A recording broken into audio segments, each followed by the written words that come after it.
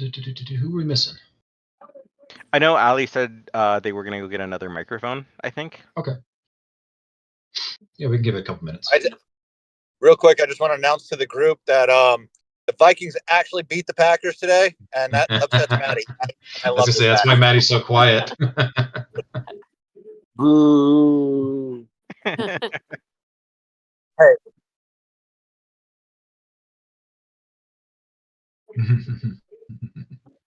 Take it out on the cultists. Picture them as Vikings. But how is everyone doing? Good. You? Seemed pretty good. I'm all right. Could be better. How's your toesy? It's rough. You cut it It's off getting yet? better, but I debated it. What's wrong? Oh, I broke it. Oh, You broke your toe? Ouch. your big toe? Yeah, I dropped the coffee table on top of it. Oh, ouch. It's gonna be a week tomorrow. Yeek, that There takes a are long time. At least 2 fractures on the toe. Yikes. Did they splint it?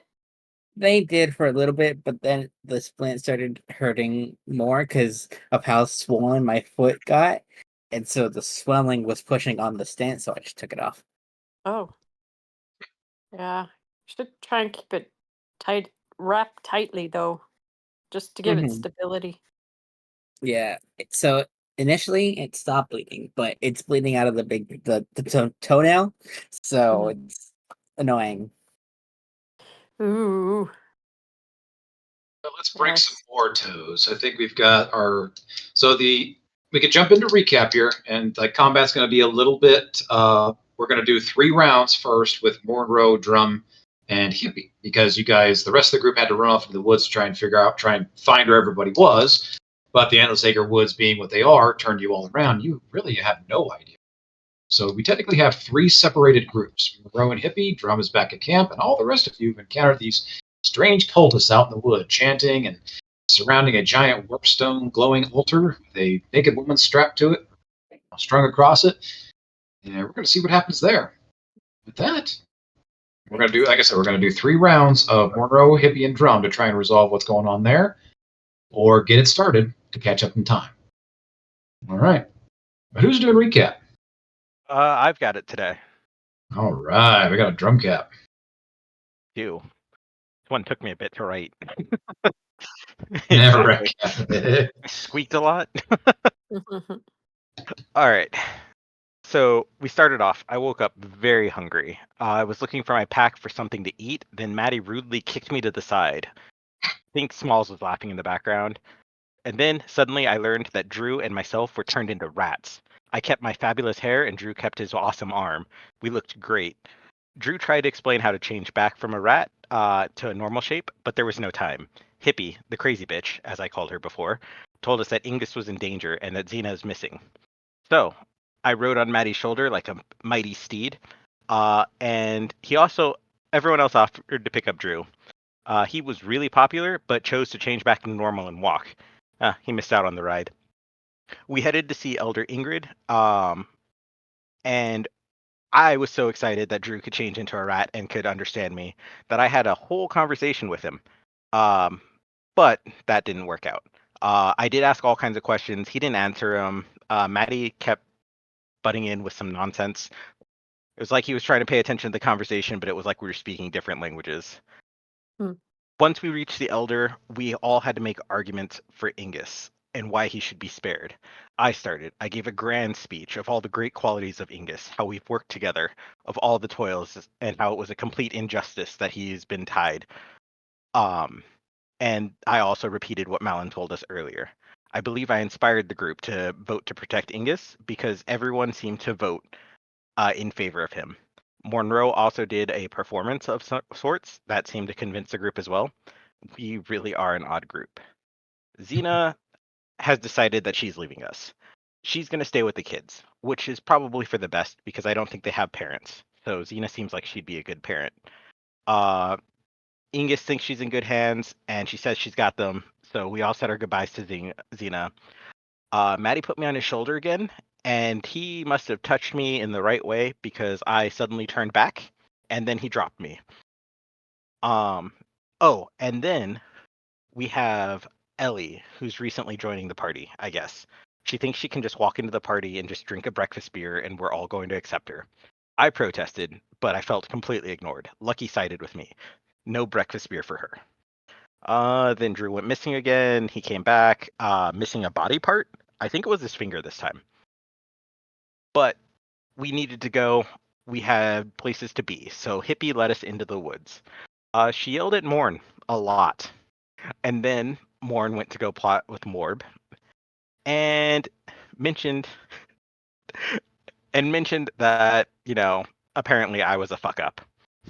And then asked me a whole bunch of questions about Bastille. But it's a place that sits of power. Like, it doesn't have cracks in its defense and it has overwhelming offense. So the information that Hippie was looking for would just be worth more than any of us could give up. So in this time, I think Morn was a fuck up. Drew cornered me and then asked if we were friends, and then asked if me and Maddie were lovers, and then implied that me and Maddie and Malin were all lovers, and then he seemed to wanted to join. I asked Maddie. He gave me a hug, so I don't know what that means. So I think we're saving the conver for later. Ellie, thankfully, walked up and decided to introduce herself to the different groups. She has a really interesting power, the power of the cards. She quite accurately described a bunch of us for never having spoken with us. So I guess her cards have some kind of magic. I think it'll be kind of cool, but she still has to earn her breakfast beer. To wrap this up, Ellie said she's not a girl. Maddie and Morb made beer. Argus is trying to pick her gender. Malin isn't that kind of bee. And the hunting party was ahead of us. Hippie, Malin, and Morn were up ahead of us. Apparently, a portal opened up, and Hippie was being an absolute bitch, threw Malin through the portal. And Malin seemed pretty frantic that we needed to find Morn, that Morn might be in danger. And most of us took off. I stayed behind to see if I could open up the portal. And that's the extent of what Drum knows. Yes. For the extent of what Drum knows, excellent. And then the rest of the group, you all immediately dashed off into the woods in the same general direction that you know that Monroe, Malin, and Hippie had taken off to go hunting. You're not quite sure how far they had went, and in the split second that it took you all to decide to run out and try and find your ally, your friend, it didn't really dawn on anybody that yes, this is the endless sacred wood, and without a guide, the woods turn you around, you lose yourselves, and it's very, very easy to just be lost forever. It wasn't too long. You guys followed the river down, and you came across a strange glowing light in the distance. Not quite sure what it was, hoping maybe it was Monroe and Hippie. You guys got a little closer, but you guys came across some strange gathering of these robed individuals, all kind of gathered around this giant glowing green rock over in the distance. As you all kind of crept a little closer after some excellent stealth checks, you notice that there's about 12, 15 of these guys all standing around, and there seems to be a woman strapped or strung over this glowing green rock. Chat? And someone, an orchestrator or some kind of leader there standing in front, leading the chant. Several of you were able to, Ellie was able to cast a comprehend languages spell to try and understand the strange language that they were all chanting. Nobody else there recognized it. As you all crept closer and closer, you notice that the leader, the person leading this thing, was holding a large, vicious-looking purple bladed dagger, and was looming over this woman that's strapped over this glowing green rock. And in the last second, Moore did a quick Arcana check and recognized this as something that he's worked with a lot. This giant green stone is a massive manifestation of warpstone. Warpstone, he knows, and may have shared with the group real quick, is basically the raw physical embodiment of the base mineral that turns into gunpowder in this world. It is highly explosive. There are other properties to it, perhaps, but we'll get into that later. With that, we're going to shift back over to the riverside with Monroe and Hippie. Drum, you're back at camp, frantically figuring out, taking a look at where this portal was, this tear in existence, trying to figure out if you can get it reopened. Well, Monroe, just as Hippie threw Malin back through the portal, she turned to you and basically said, "You owe her, and she's going to take it out of you now." And in a quick reaction, you immediately erupted your fog as this gaseous, rolling sea foam like fog erupts from your eyes, your mouth, and your ears, and just begins clouding over this, obscuring a 20-foot area all around you that moves with you. That, we're going to move into the top of the initiative order. You rolling highest, Monroe gets to go first. What are we doing?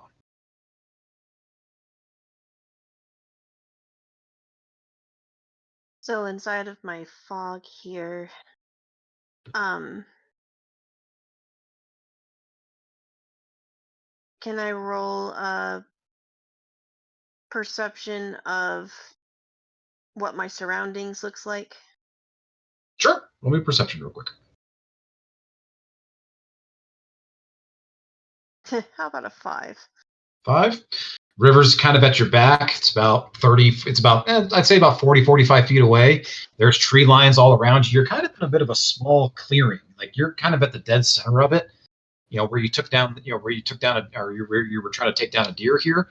And you about 30, 40 feet of movement either side before you hit a tree line or and Hippie kind of directly in front of you, about 30 feet out. Okay. On a 5, you don't see much else.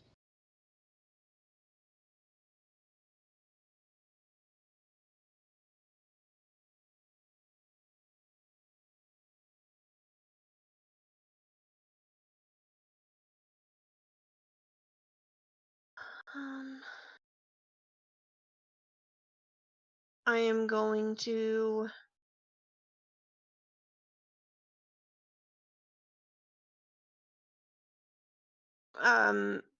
should I roll a stealth first to try and see if I can be stealthy enough to try and have a conversation while I'm inside of the fog?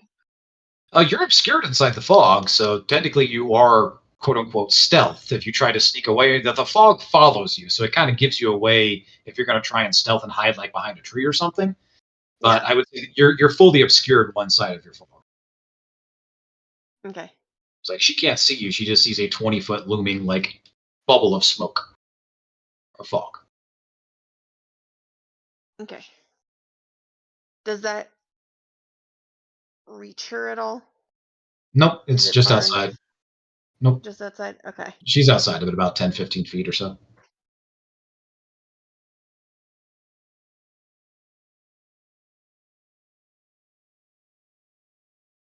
I'm gonna try and yell out to Hippie and say, when do personal quarrels indicate that I owe you anything? When we could clearly work together on this. This was a bad man and needing bad um justice. My patron is here to try and help me get to seek justice. Can you not see that? Okay. Go ahead and roll me a persuasion with disadvantage on this one. He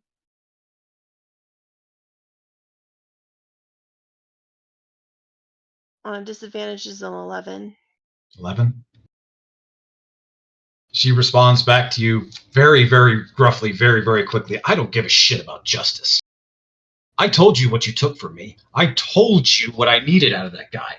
A bad man? What the fuck does that make you? You think that makes you better, Monroe? No, no, no, no, no, no, no, no. You took from me. Now I'm going to take from you."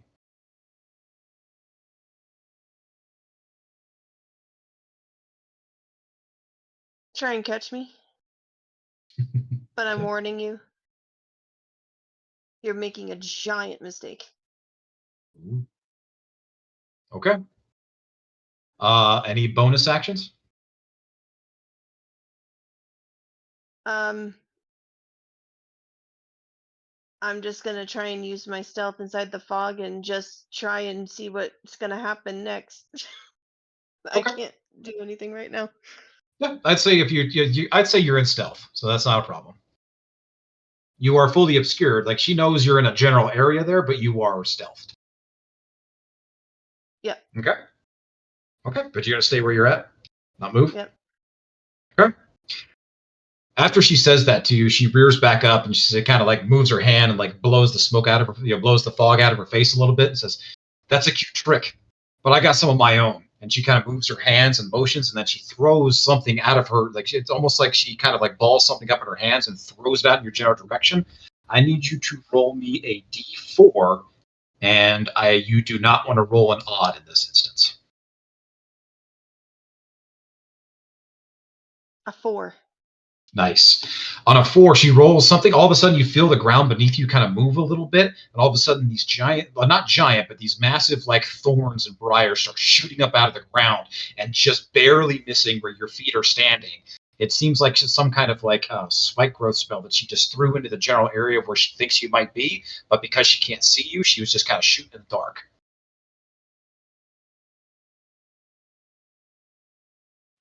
For a bonus action, on that you don't take any damage, but you do realize that if you kind of if you try to move, like walk out of this, you're probably going to step on these briars. 4, you're okay for right now, but if you try to step away from where you currently are, you're get something bad. Physically step. Yep. Done. Without anything else, she's going to. She can't see you right now, so she's just gonna she kind of pulls her spear off of her back, and she's kind of just holding, waiting for you to move to give some kind of indication of where you're at. And with that, we're gonna shift back over to Drum. Drum, you're back in camp. What you doing there? So, I kind of moved pretty quickly when I realized that Malin had just appeared out of nowhere. I'm gonna call Lucky over, especially as Malin explained the situation that was going on. I'm going to tell Lucky that we need to find Fuzzy Dad. So can you smell him? I'm trying to locate the general area that Malin popped out of the portal to see if I can find glimmers of magic or like a shimmer or something. Okay. Since this isn't exactly a combat action, we're going to say like this is a lesser, so I'm going to count this as your bonus action. You still have an action after this if you want to try something else. Roll me an animal handling check. Sounds good. I don't know where my actual dice are, so I'm gonna do this. Dirty 20. Dirty 20. He immediately goes to work, kind of sniffing around. Unfortunately, the only thing that he's really picking up are the traces of where Mornroe was when he was in camp, an hour ago. But there's nothing as he's kind of like working his way around where the tear is, but he's kind of keeping his distance from it a little bit, but he's not really picking up anything like a trail, so to speak. Okay. Well, damn, that was my best bet. He's still very much so a puppy too. Keep that in mind. Like not he's entering the yearling stage of his life. Yeah, I can hope. Not a skill tracker yet. Okay. So let me, for my actual action, let me do investigation. I am gonna make a plea for advantage on this. Just because relatively recently I have been through one of the tears, and I have been banished at least once. So I'm feeling for that sensation, like something close to the sensation that I know of going through the portal.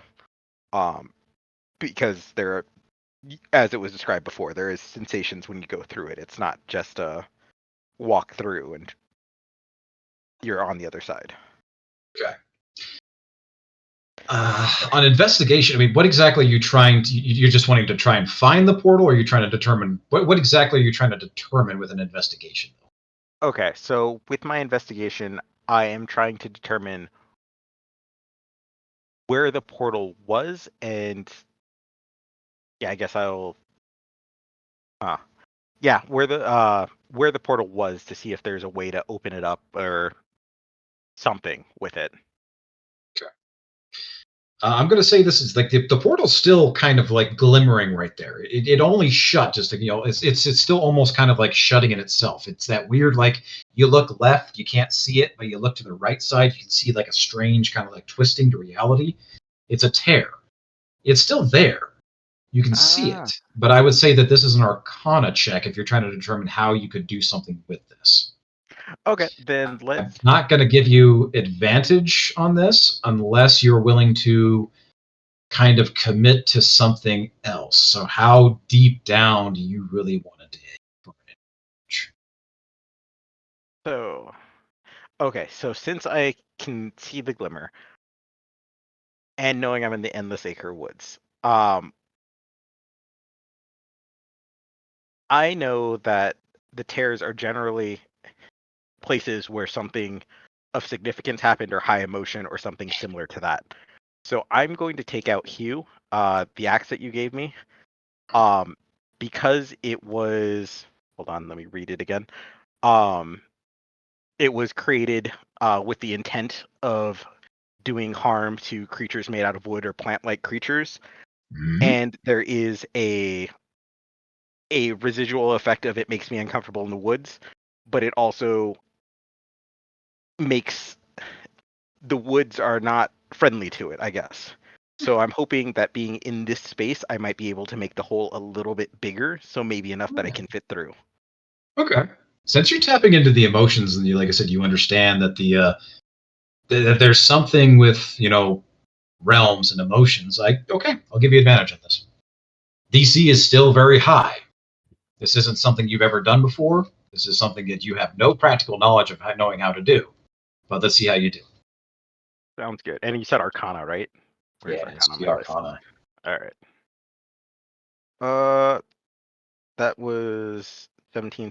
Okay, so 16 for Arcana. 16. Yeah. On a 16, you can kind of reach out. You can almost feel this. It's almost as if you're like touching the surface of water, and you can almost feel a bit of ripple. And just like the ripples in a pond, you can see a reflection in it. And as you look through, you can see what was just on the other side of it before when this one opened up, when it closed. And you could on a 16, you could just see still the bit of the clearing on the other side, and you can see the back of Hippie standing, and you can see just a slight outline. It's very blurry, like you're looking through a fog, and you can see her standing with her spear in her hand, waiting for something. You feel as if this is still viable. Don't know how to open it just yet. Okay. All right. That is all of my moves. Okay. We're going to shift back up to the top. Monroe, what are you doing?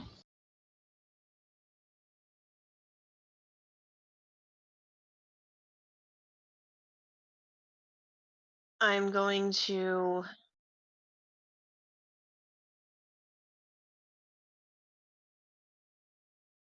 So Hippie, you say I have something.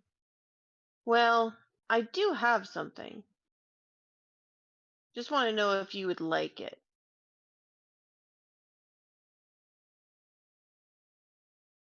And I'm going to take out something and jingle it next to myself. What are you jingling? An armor piece.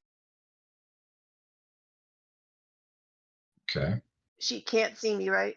So I'm going No. to do a whole. So this armor piece actually may help you in figuring out what's going on with the guy. Do you want it? With the 'Cause guy? I guess Like, this is what you've been wanting it. okay.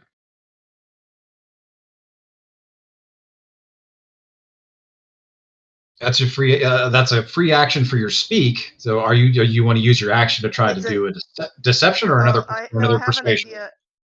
I- so it's gonna be a little bit of a shenanigan.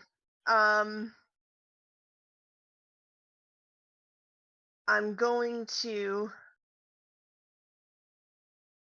While I jingle it, can I chuck the armor of acid resistance towards her and then Misty Step behind her. Sure. And see if that'll hit the briars and like close to her. Wait. Yeah. Yeah. Yes. We're getting there. So you want to throw the armor at her feet, and you want to Misty Step behind her. So okay. Yeah. I mean, that's sure. So basically, the armor of acid resistance is going to get dropped. Okay.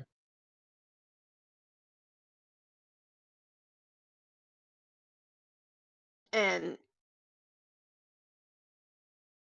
do I need to make like an attack roll to see if it'll hit one of the briars and possibly inflict damage on Hippie? No, the briars aren't around Hippie. They're around you. Okay. Well then, fine. I'll just chuck as an action, just throw it towards her, and then Misty Step behind, keeping my fog in place. Okay. Because You it Misty Step follows. behind. Yeah, Misty Step, perfect. You don't step on the ground or anything like that. You don't touch any of the briars. You immediately step right behind Hippie. You're wanting to position yourself literally right behind her?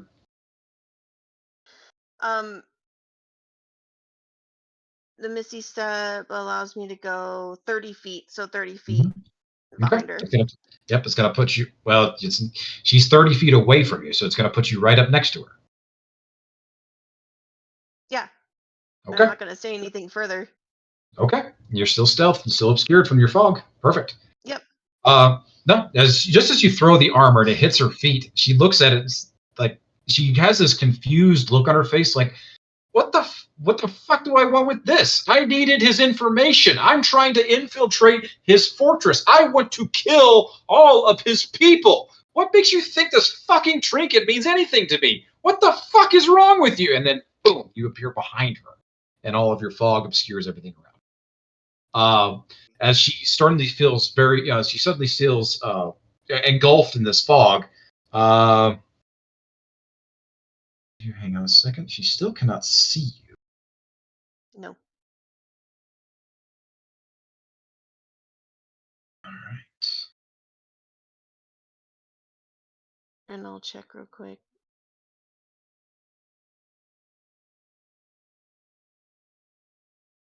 Okay. She's just going to make a blind attack. She's going to kind of like, she knows that the fog is kind of like around you, so she's just going to swing with her Yakawa, this short spear that she's got, this short heavy spear she got. She's going to swing wildly. That's an attack with disadvantage. Lowest I got was a 6 plus hers 9. So no, your armor class is more than 9. She swings wildly and doesn't hit you. She doesn't really have any bonuses. So that's it. Drum, you're up.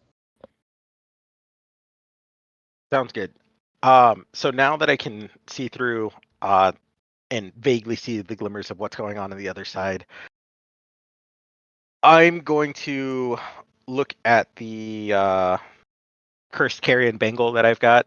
And I'm going to take a deep breath and say, I really hope this works. And I'm going to try and stick that arm in particular into the tear. Okay. I'm going to give you 2 options here. Okay. You can make another Arcana check at advantage with a lower DC, or you can roll your Carrion's Feast, and I will tell you what happens. I will roll Carrion's Feast because that tears through dimensions anyway. Okay. So let's do that. Do you just want me to roll the roll the damage? Roll the damage? Okay. Mm-hmm.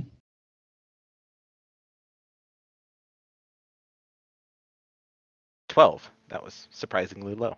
Okay. Only 12? Only 12.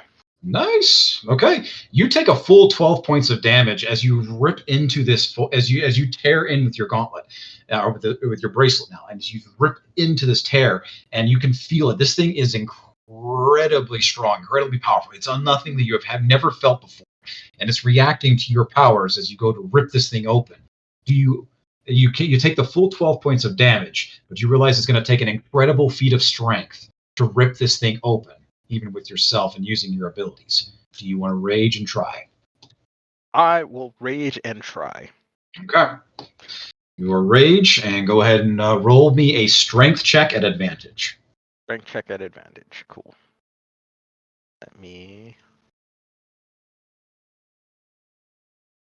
mark my rages because I have to keep them. Strength check at advantage. That is a nat 20 for 24. Let's and that go. was a yap. As you begin ripping this thing open, just like you all of a sudden the wings burst from your back as you rage, and you can feel Pump's fingers, Pump's hands on your shoulders as he's kind of like urging you forward, whispering in your ear, "Go, go, go, go, go!" And you begin tearing literally a portal through time and space open, forcing it back open the same way that you saw it open up. And you're seeing on the other side, just all of a sudden, this fog becomes rushing through, and obscuring your vision. You can't see a damn thing. You don't know where you're going, but you jump through. Sweet. So when I jump through, I recognize this fog. As I have fought in this fog. I have no moves left. I will just notate that I recognize this fog because I have fought in it before. Nice. Okay. Yes, you recognize this as one of Monroe's abilities that he's done before. All right. That's everything for you. We're back up to the top. This is the third and final round. Monroe, you're up.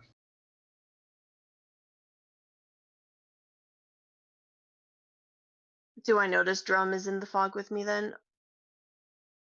Yeah, you see through your fog perfectly. You see all of a sudden behind you, like something begins to rip through, and you see this snarling, roaring, like feathered up, like crazed dwarf, your buddy, just ripping through this portal through time and space. Like it's almost like Doctor Strange, how that portal begins to open up, except he's literally ripping it open with his bare hands and just kind of jumping through at the last second before it shuts behind him. With that distraction, I'm gonna grapple Hippie.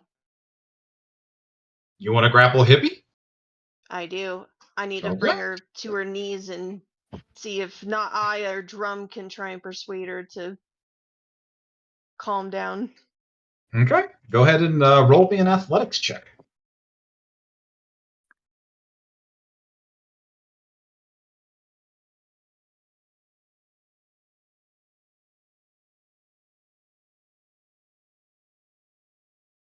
An 11. I'll roll this on the app. 23. A plus 17? She has expertise. Been warning you, she's extremely strong. As you go to try and grapple her, what do you do to try and grab? What do you try to? How do you try to grapple a massively muscular bodybuilder of a young centaur?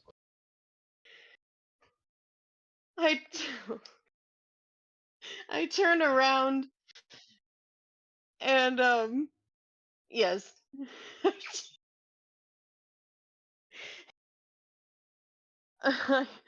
So Morin's just like, yes, I think help has finally arrived. I'll just time to Bronco. And I'm gonna grab like right at the waist part, try and get on top and try and rodeo Hippie to see if that'll help grapple them down within the fog. Okay. Does It does Hippie not. have disadvantage on athletics if she's in my fog? What's the wording on? It's disadvantage on all like attacks against you, right? Not skill checks. Does it specifically state skill checks? I'm looking. I mean, even her base is higher than what you rolled. So yeah, even if I rolled it, yeah. So no, you do not grapple Hippie. No. Okay. Anything else you want to do? I'm fumbling around going, well,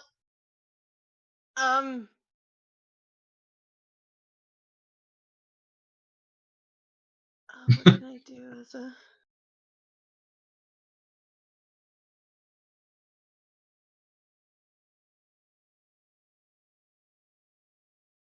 And my spells are not a bonus though, isn't it? Yeah, no, they're not.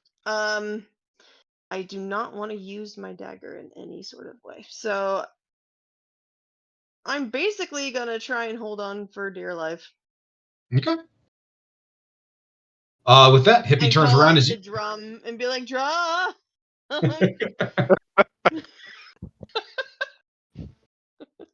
I'm over Okay. here. You can see me, right? Forgetting that like all my fog is everywhere. I'm like, drum, you can clear, you've seen this before, you can clearly know where we're at, right? All right. And And I'm with gonna that, as you go. dissipate the fog so that way drum can see. Okay, you drop the fog. All right. And with that, as you drop the fog, and all of a sudden she reaches around and grabs you by the throat and says, "Gotcha now." And she slams you into the ground, body slams you into the ground by holding you onto the throat as your fog begins to dissipate. And you are just almost like eye to eye with her. And she begins to crunch down. And you feel a burning sensation at the center of your chest as something is marked upon you. It says, "Now I got you."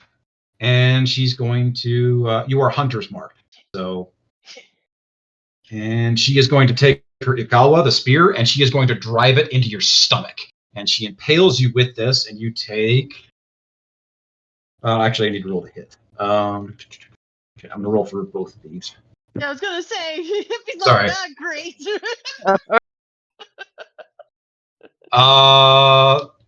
First one is a 17 to hit. Yeah. Second one is like 23. So yes. Okay, the Ikawa hits you as she drives this thing into your gut and impales you with it. You take 12 points of piercing damage as the Ikawa drives into you, and she leaves it inside of you. Great. And then she is going to she is going to then hit you with her hooves, rear up, and just start stomping on you. And you take 8 points of bludgeoning damage plus the hunter's mark, which is an additional d6. Another 2, so 10 points of bludgeoning damage as she begins to beat the living shit out of you. Ouch. Okay, that is her action and bonus. Drum, you're up. So as the fog is dissipating, and I am watching whatever Monroe got himself into, and I'm sure he probably deserved it. Can I roll for intimidation? And I simply just want to declare enough.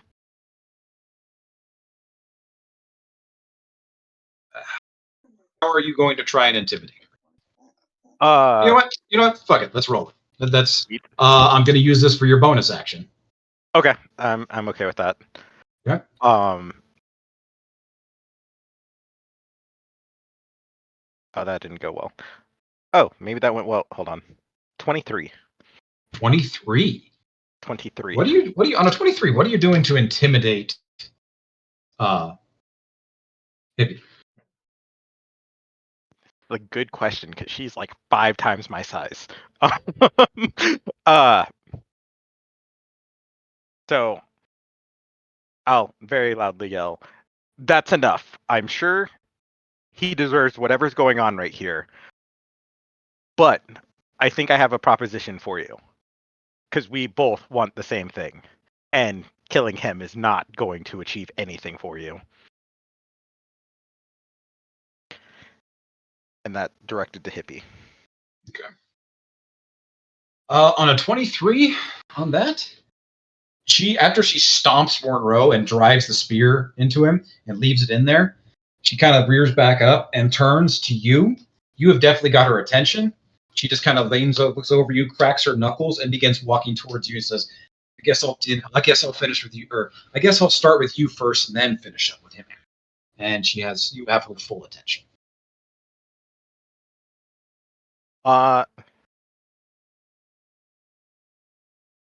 So you want to get into the Bastille. That is not something that is easily done, but you'll need all the help you can get once it's there. I just Do you want to use your action to try to talk to her? Because keep in mind, a turn in battle is like 6 seconds. So do you want to use your Yeah. action to try and reason with her? I'll use my action to try and reason with her. Okay. As long as she doesn't hit me, this will work out how I want it to.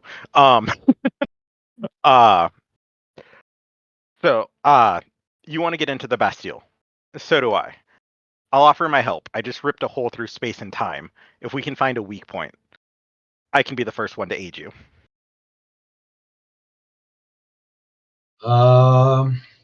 Okay. Roll me persuasion. I'm going to lower the DC from what it was with Morn trying to reason with. It's going down by 2 each time. This is probably not going to go as well. 16. 16. The app likes me today. I'm glad I don't know where my dice are. On a 16, as you go talking about that, she looks at you. She kind of looks at what you just did as the portal's beginning to close itself back up again. She looks mildly impressed, but she's not stopping. In fact, she's almost like gearing up her haunches, and she looks like she's about to begin charging you. And she says, I can open them up whenever I want. I don't need you. And she's just going to begin charging at you. Sounds good. All right. We're going to have to kill her. That is my action and bonus action. So I am done. Okay. All right. And with that, we're going to, boom, jump over to the other group.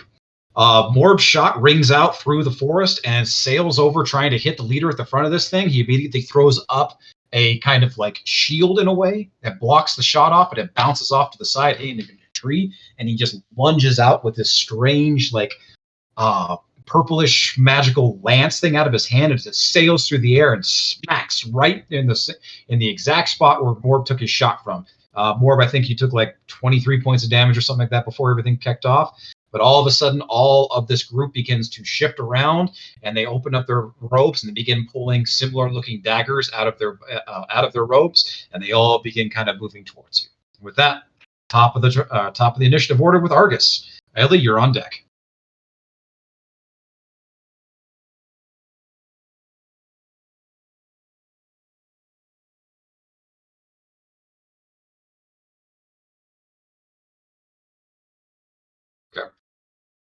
Okay.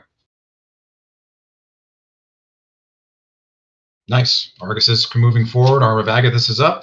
Ellie, you are up. Malon's on deck. Forgot to unmute myself. All right, so Ellie's crouched down and she sees all this going on, and she wants to scream, but she stifles the scream. And you see Ellie change. Her hair turns fire red with yellow streaks through it, and her eyes turn glowing amber as her mood switches to anger. And she sits there and just, because in her dark vision she sees the woman, and that's what makes her so angry. And she's gonna just phase step 30 feet to the right. To the right, but you're not going towards the group or towards the cultists? Nope, she's going to the right. Okay. It's another use of your phase step. Mark that off. Yep. Okay. That's your action and your bonus. Yep. Okay. Malon, you're up. Drew, you're on deck.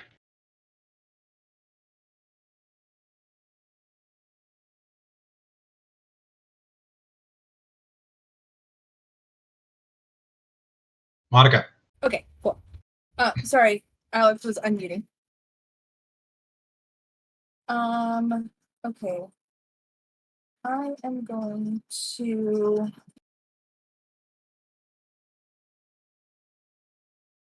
I think I'm just going to move forward 15 feet.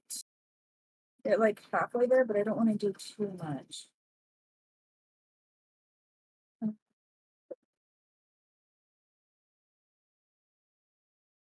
If I move up 15 feet, then one of the cultists should be within the 30, right? Technically, the first two groups are within 30 feet of you. They're at the 60-foot range. You guys are currently at the 30.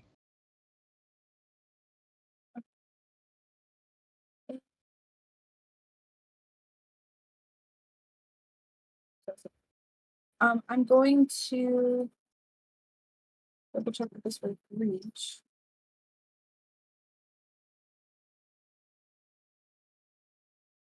Oh, I didn't activate it. Never mind. I'm gonna use telekinetic shove. I can pull people with that one, right? I believe so. I believe you can push or pull 10 feet.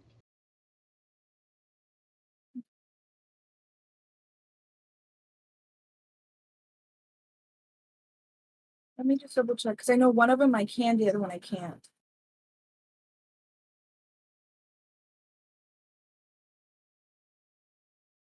I think you can probably push or pull with Mage Hand. I don't know if you can do it with Shove. No, not Mage Hand. That one can't do anything like fighting wise. Okay. Oh, actually, no. I'm going to use my Psionic Strike because I can do that one from 30 feet.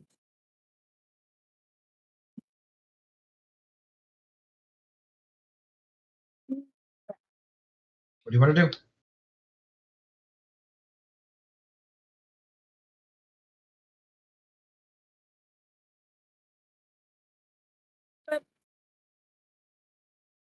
Okay, I'm going to use my Psionic Strike. That is 15 to hit. Who are you after? One of the cultists. Okay. You're going after group either 4 or 5. Yeah, 15 hits. Okay. I'm just going to roll it on the app. All combat is in the app from now on. Reminder. Oh, that's right. Mm-hmm. That is a 7 for damage. 7 for damage. Okay. And what are you using? Your Psionic Strike with your weapons? Yes. Yeah. Okay. That's 7 damage. I'm going to send you after group 4 here. You immediately eviscerate one of these cultists as you just almost like slice him damn near in half as you go charging forward.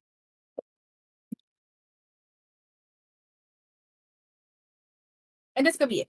Right. Okay. There are 3 to each group. You took 1 down. Okay. Anything else? No, that's it. Okay. Drew, you're up. Smalls, you're on deck. Guys, be thinking about your actions and what you want to do.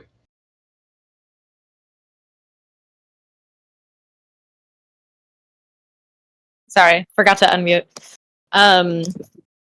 So I think I'm still wild shaped. What did you wild shape into? Remind me. A wolf. Yeah, because you were trying to track, I believe, last time. So yeah, you're still a wolf. Yeah. I want to like jump forward and just bite the closest person. I don't really know what to roll. Okay, I find it. So I think I just do an unarmed strike. I think. You'd have to use the wolf stats, so go ahead and use your we'll have to build you stuff in your in the app for your wild shape. So go ahead and just roll dice for right now. So that's your okay. Oh, do I know where my dice are? Oh boy. Okay, no, I found them.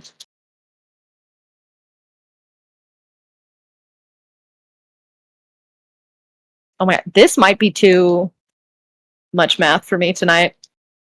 Just use your weapons then. Let's go ahead and say that your scimitars count as your wolf strikes. But we're in combat, right? So it has to be on the app? Yes. So we'll have to. I forgot that she has wild shape and stuff that has different stat blocks. So go ahead and use your scimitars for your wolf strikes. It's about the same. Okay, so that's 13 to hit. 13 hits. All right, and then that is 4 damage. 4 damage. Are you going after the same group that Malin was? Yeah, sure. Literally whoever is closest. Okay, you dump on. You go after. Yeah, I would say you're kind of in the same. Yeah, you can hit the same one, so you're going to go after the same group that Malin did. You jump on the other as Malin's damn near cuts one guy in half. You jump and rip the throat out of another and just start going full wolf, and you take down another one. So cultist cult group number 4 only has 1 left. That's your action. Any bonuses? I don't think so.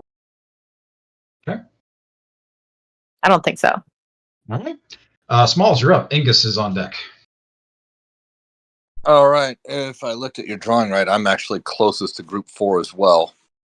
Yes. So 4 and 5 are within 30 feet of everybody that's on that front line. all right. So Smalls is going to move towards group 4 as well. And move 40 feet, so getting there is not an issue. That'll be action. That doesn't count as action 1. I don't know, maybe. And I'll just take a swing with my big old axe there, my great axe. Okay. You're going after the same group that everybody else is? Yep. Okay. There's only one guy left in that group. Yep. All right. So to hit. Oh, 10 to hit. 10 does not hit.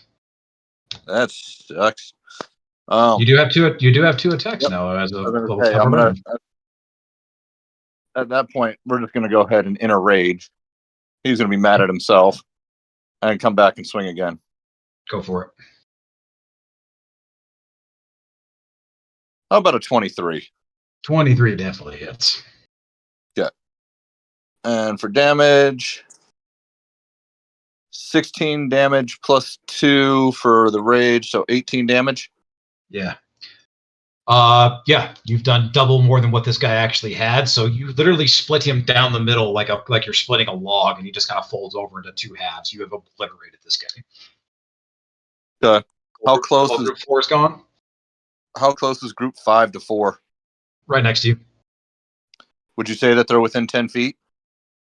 Yeah. In that case, then pick one of them, and they need to roll a dexterity DC 13 for a lightning strike damage.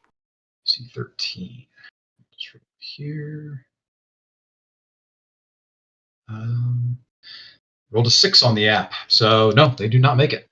So one full roll of my D6. Oh, it doesn't barely hurt him anyway. They take 1 damage.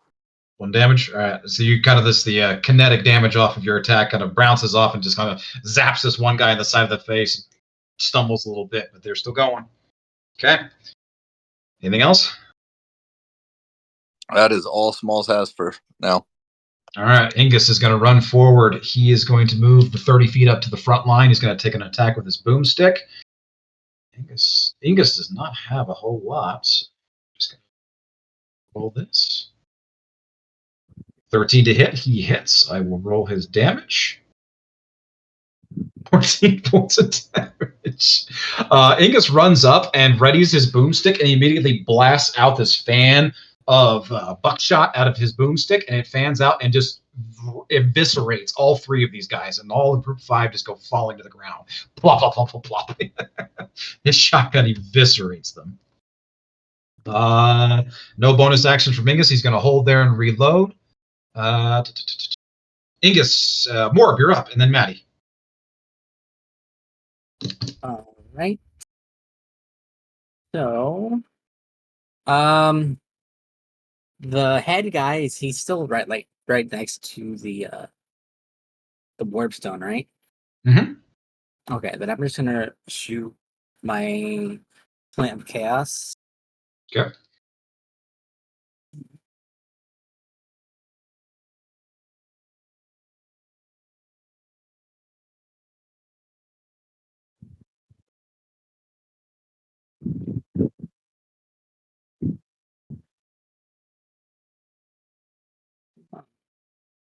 It's acting up. So it says that I'm no longer proficient with my Flint of Chaos.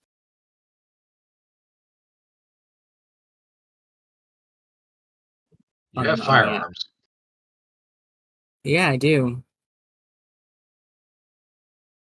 Because it's supposed to be a +6, but it's +6, but it's just a +3.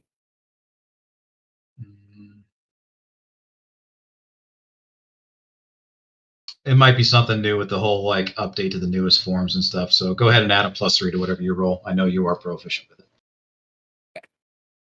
So it should that be. is... I think it's because it's using strength now for some reason instead of dexterity. Oh, heard. That is 11. 11 to hit. Yeah. And you're shooting at the leader, you said? Yeah. Unfortunately, 11 does not hit, and it shoots wide. He is going to use his reaction. He's going to hit you again with that same thing that you did as you took a shot at him. He lances out. He does not. I need you to roll an intelligence saving throw.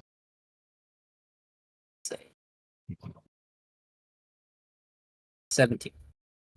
17. It's just shy. You take the full damage. Take another.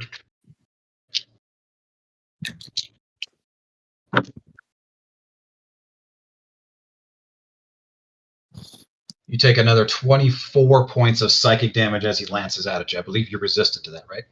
Yep, so it's 12. 12. Okay. All right. His reaction. Anything else from you? Yeah, 1 second. I am going to cast Healing Word on myself as a bonus action Okay. at 2nd level. Okay. Yep. Got to roll. Yeah, go ahead and roll that. And yeah, because you're at your, it's only full damage. It's only full healing if you're out of combat. So yeah, roll that. It's yourself. I All get right, you gonna 5. stay where you? Not bad. 5 adds up. Do you want to stay where you're at, or you want to move? How far am I from him? 120 feet from the leader, 60 feet from just about everybody else. Or 90 feet, sorry. 60 feet I from. am going to. Wait, I'm 90 feet from the leader, or? No, you're 120 feet from the leader. Oh, You're okay, 90 from the sorry. next row of cultists. Okay, I sorry. I'm gonna just not hide, but I'm gonna move behind a tree, just to try and obstruct direct view from the leader guy. You'd have to roll a stealth. You're not proficient in stealth, and you don't have bonus action to hide. So No. I'm not trying to hide. I'm just trying to basically obscure get yourself. cover. Yeah, get Okay. cover. Okay. Yeah, I'll give you half cover behind a tree. That'll add a +2 to your AC. Okay. Okay. Okay. Are you staying back? Are you staying back at 120 feet? Yeah. Okay. All righty. All right, Maddie, you're up.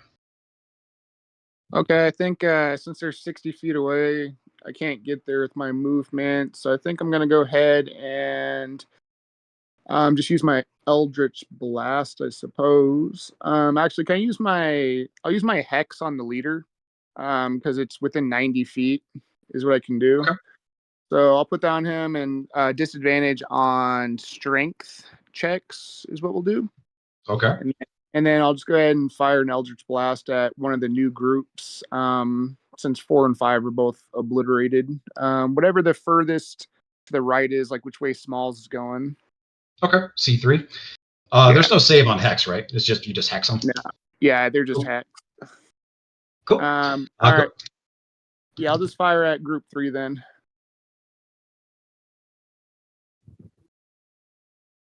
Uh, 21. 21 hits. For a You guys aren't wearing armor. You guys aren't wearing armor or anything. They're just kind of robed. Yeah, but I rolled a 1 for damage, and I didn't hex that guy, so 1 damage it is. 1 damage it is against Cult 3. And I will run up 30 feet next to Smalls. Okay. And that's it. That's it. All right. With that, next to Smalls, all three of the rest of the cultists are going to start charging out. They are going to go after Group C1's going to go after Malin. Seeing that you just cut a guy in half. What's your AC, Malin? 17.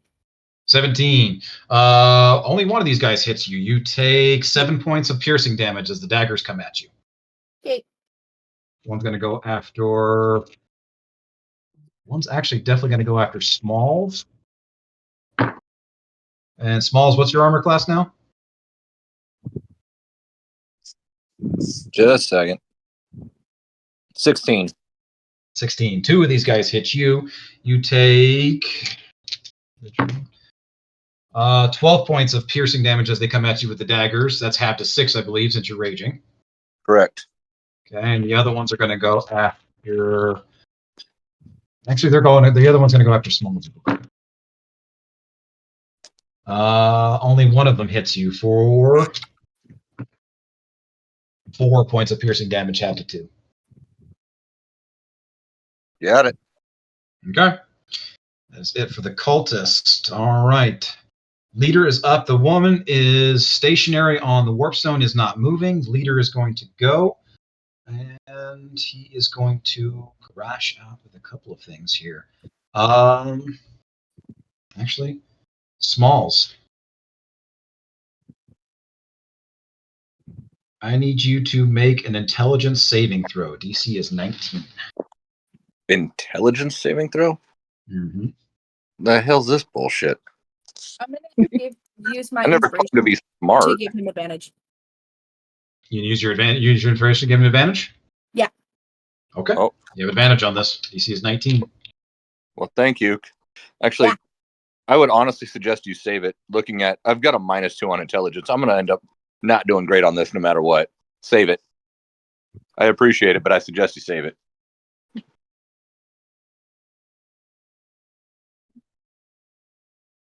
I got a -1. Woof. All right. You, as you're lunging forward, as you're getting ready to attack the rest of these cultists, as you go to like swing out almost, all of a sudden the entire area surrounding you is just engulfed in this weird, endless, inky blackness. You appear to no longer be where you were.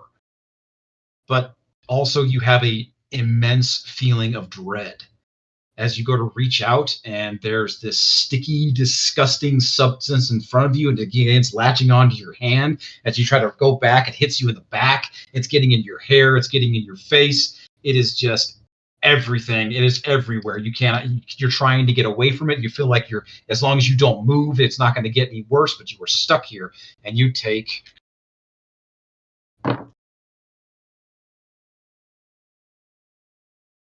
a 41 points of psychic damage. Oh, Can I use Stone's Endurance on that? Lower that a little. I think you can use Stone's Endurance on magic damage. It says when you take damage. It Yep, doesn't. then absolutely. Yep, it doesn't specify. Yes, you can. So 41 cut in half, right? So that's down to. No, Stone's Endurance, you lower it. Well, 41 is not cut in half because it's psychic damage. This is not a physical damage. This is magic coming at you. Damn it. All right. 1d12 plus 2 for reduction. Wow, that's not helpful. All right. 4 points reduced. So 37 damage. That sucks. can I see him by chance Yeah, everybody can see Smalls. as he's taking that damage? I don't say that it's psychic damage. I don't see that you see him taking the damage. No. All right. What are you wanting to do there, Monica?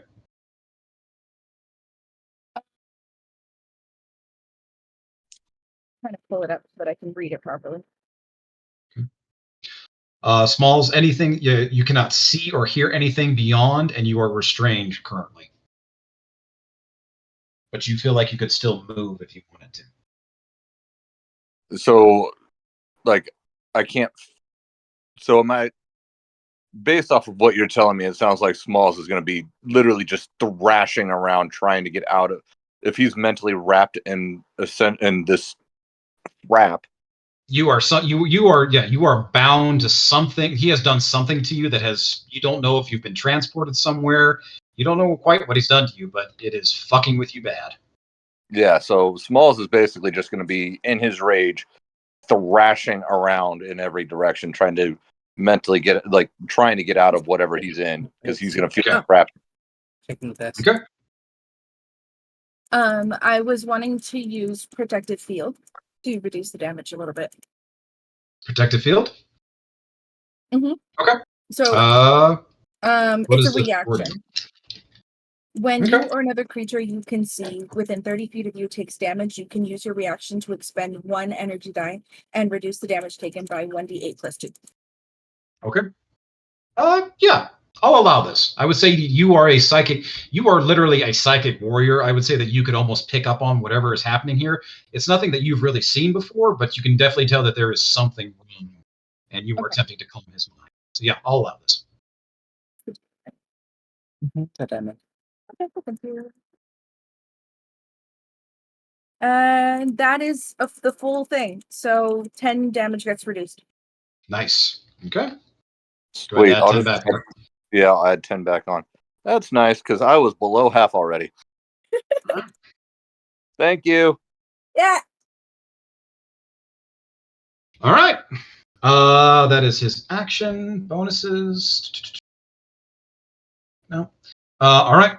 And with that, it is going to move into the layer action. All of a sudden, underneath all of your feet, all of you on the front line here, that will be Malin, Smalls, Maddie, Drew, Ellie. You did not move forward. Argus, did you move forward? You stayed back.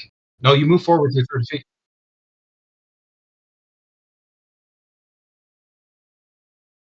Okay, with that, I need all of you to also make, just a second. I need all of you to make wisdom saving throws. Again, the DC is 19. Do I have to do that? Nope, you moved to the side. You didn't move forward, so you're out of the range of this. Okay. It is very magical.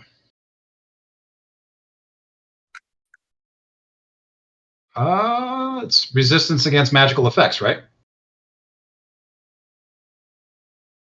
Or spells. What does it specifically say?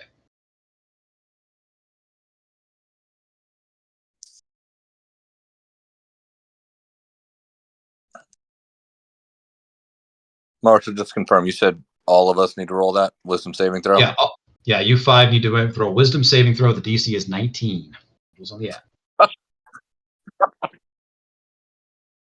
Yeah, so yeah, you would have advantage on this. Maddie gets 21. Nice. Yes. Smalls prefers things that try to hit him, not fuck with his head. Yep. Nope, you're good. Oh. Okay. Well, since my inspiration wasn't used earlier, I'm going to use it now. Okay. I'm glad we saved that for you, Malin. It's an 18. Just one shy. I rolled a 19. But it's a -1. Okay. Oof. That is unfortunate. That is unfortunate. The first one was worse. It was a 2. Okay. Drew, what did you get? 18. 18. Drew, Smalls, Malin, you are all afflicted by slow, which means your speed is halved. You have a -2 to your armor class and dexterity saving throws. You cannot take reactions. On your turn, you can either take an action or a bonus action. You cannot take both. And you can only make one attack if you have more than one attack action. So Smalls is legitimately reduced from 2 attacks and a bonus to just 1. One attack or a bonus. And you are still within this mental prison. All right. That's the layer action. We're going to move back up to the top. Monroe, you're up. You are on the ground and you are impaled with a spear. You are not stuck to the ground now. Quick question, Marshall. Did the cultist not get a move, or is it just a layer action? Oh, the cultists all moved. The little dagger guys came out. Oh, okay. That's right. Yeah. They're little guys. Is it possible for me to misty step with the spear still in my gut? Or does that prevent me from misty stepping? Nope, you can still misty step with the spear in your gut. I'm gonna misty step behind Drum and fog it. Okay.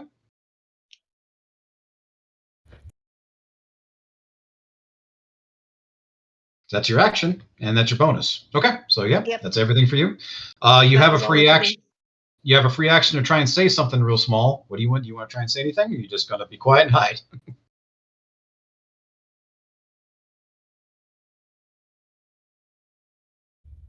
Hey, Drum, we have a spare spear.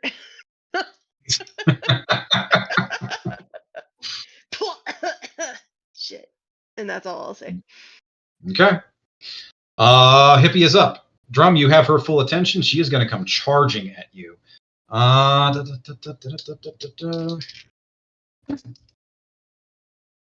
is a 19 to hit. I have less than that. Yeah. Okay. She's going to hit you with her hooves as part of the charge, and then she is going to start just kind of pummeling the shit out of you with her fists. But actually, sorry, I forgot to do something. She's closing the distance of 20 feet, so she's going to charge as she comes using at you using her movement action. Okay. But just before this, she is going to rage. Oh, perfect. This is going to be a fun fight. As all of a sudden she begins to like crack her shoulders a little bit, all of these little like earth elementals and stuff that have been following her begin to like crawl up her legs and around her back and begin like kind of encasing her in this bark skin-like armor and almost adding a layer of musculature to her already massive frame. And her arms become these thick wooden like you guys ever seen like the Man with Iron Fist? Yes. Kind of like that, except Okay. bark. And she's going to come swinging at you with these tree trunks. Part of the charge, and then the hoof attacks. Take. Hang on a second.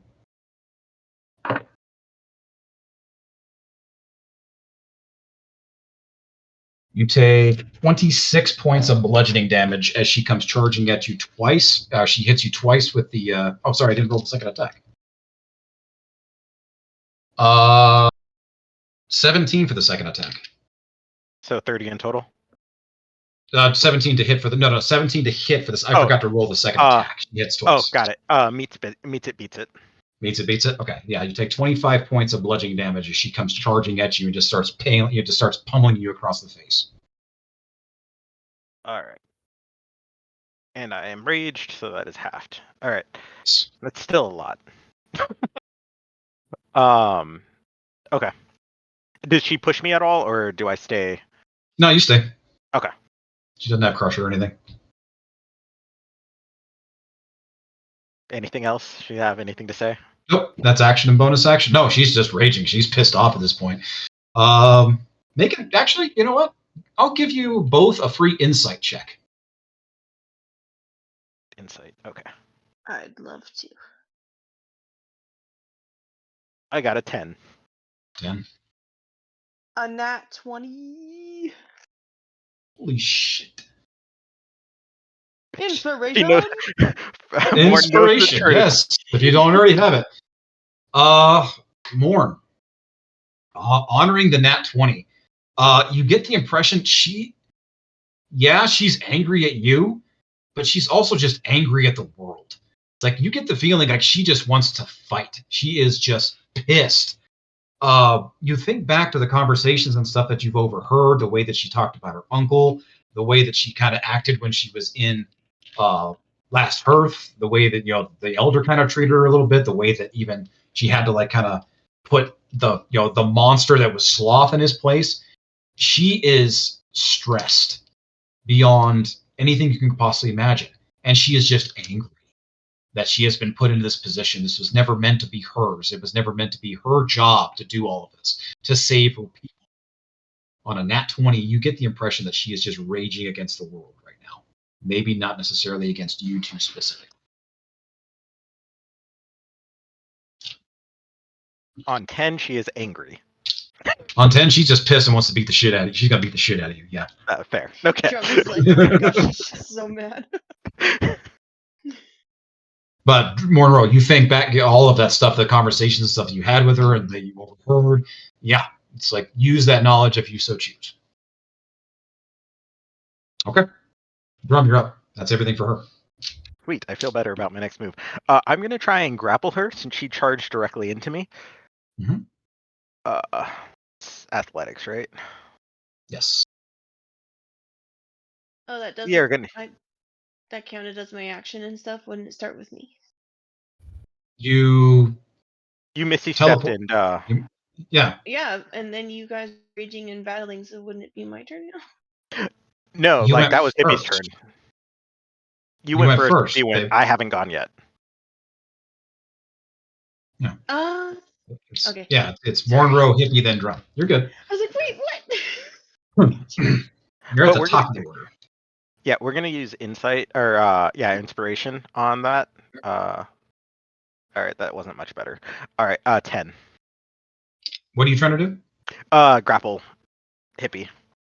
Grapple hippie? Okay. Yeah. She has a plus 17. She has expertise in grappling. She is ridiculously strong and she's raging. Oh, gross. All right. All right. So failed the grapple. Let's see. What else can I do? Yeah. She immediately just kind of reverse jujitsu to your ass and throws you back to where you were.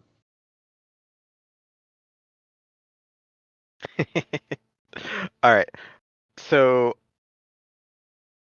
oh, hang on just a second. It didn't take my damage from before.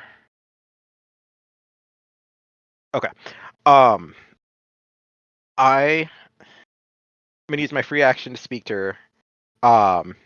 We really don't have to do this. I'd much rather have you as an ally for something that we both want to destroy.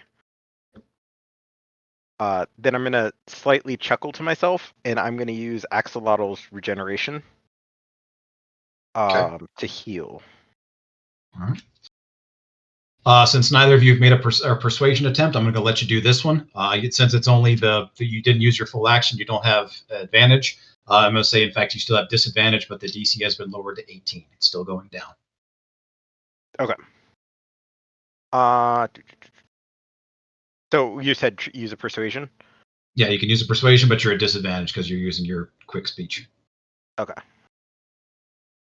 It's probably Or it's still at six. 18, I should say. Yeah, it's a 6. Yeah, nope. But Not getting through that. Not getting through that anger. But I heal for 12 points. Hold on. I rolled it. I just don't remember what it was. I don't think it was a 6. Okay. Just go ahead and add it back up when you're done. Is that the last thing you're doing? Yeah, that's the last thing I'm doing. Okay, we're going to shift back over to the cult fight. Argus, you're up. Ellie, you're on deck.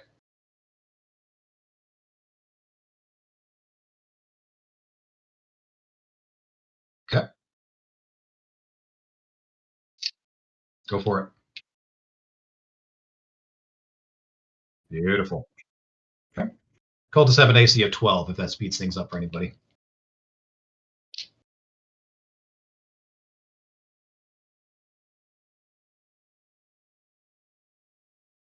That one and the other one hit. Okay, roll your damage. Which one are you going after? Which group?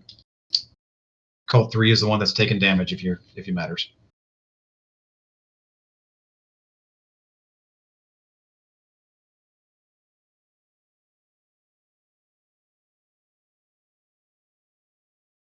Wales?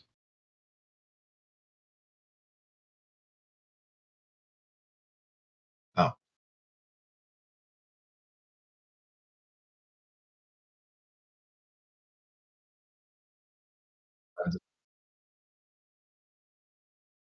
Nice. So 8 damage total. Which group are you going after? The damaged one?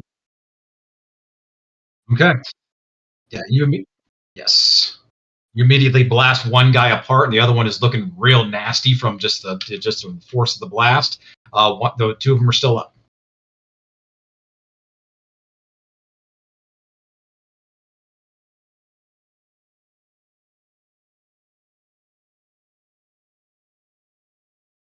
Okay.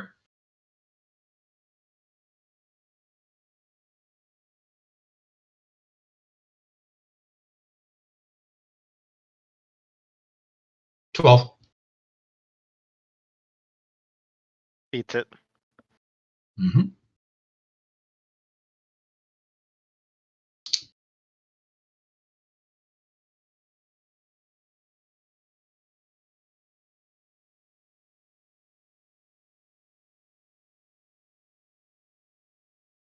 Okay.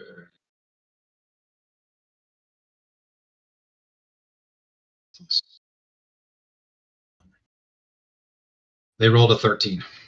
Use the app. Okay. But with the 5 damage, you immediately impale one guy through the throat, and he's just dead. One is definitely still standing, though. Just barely.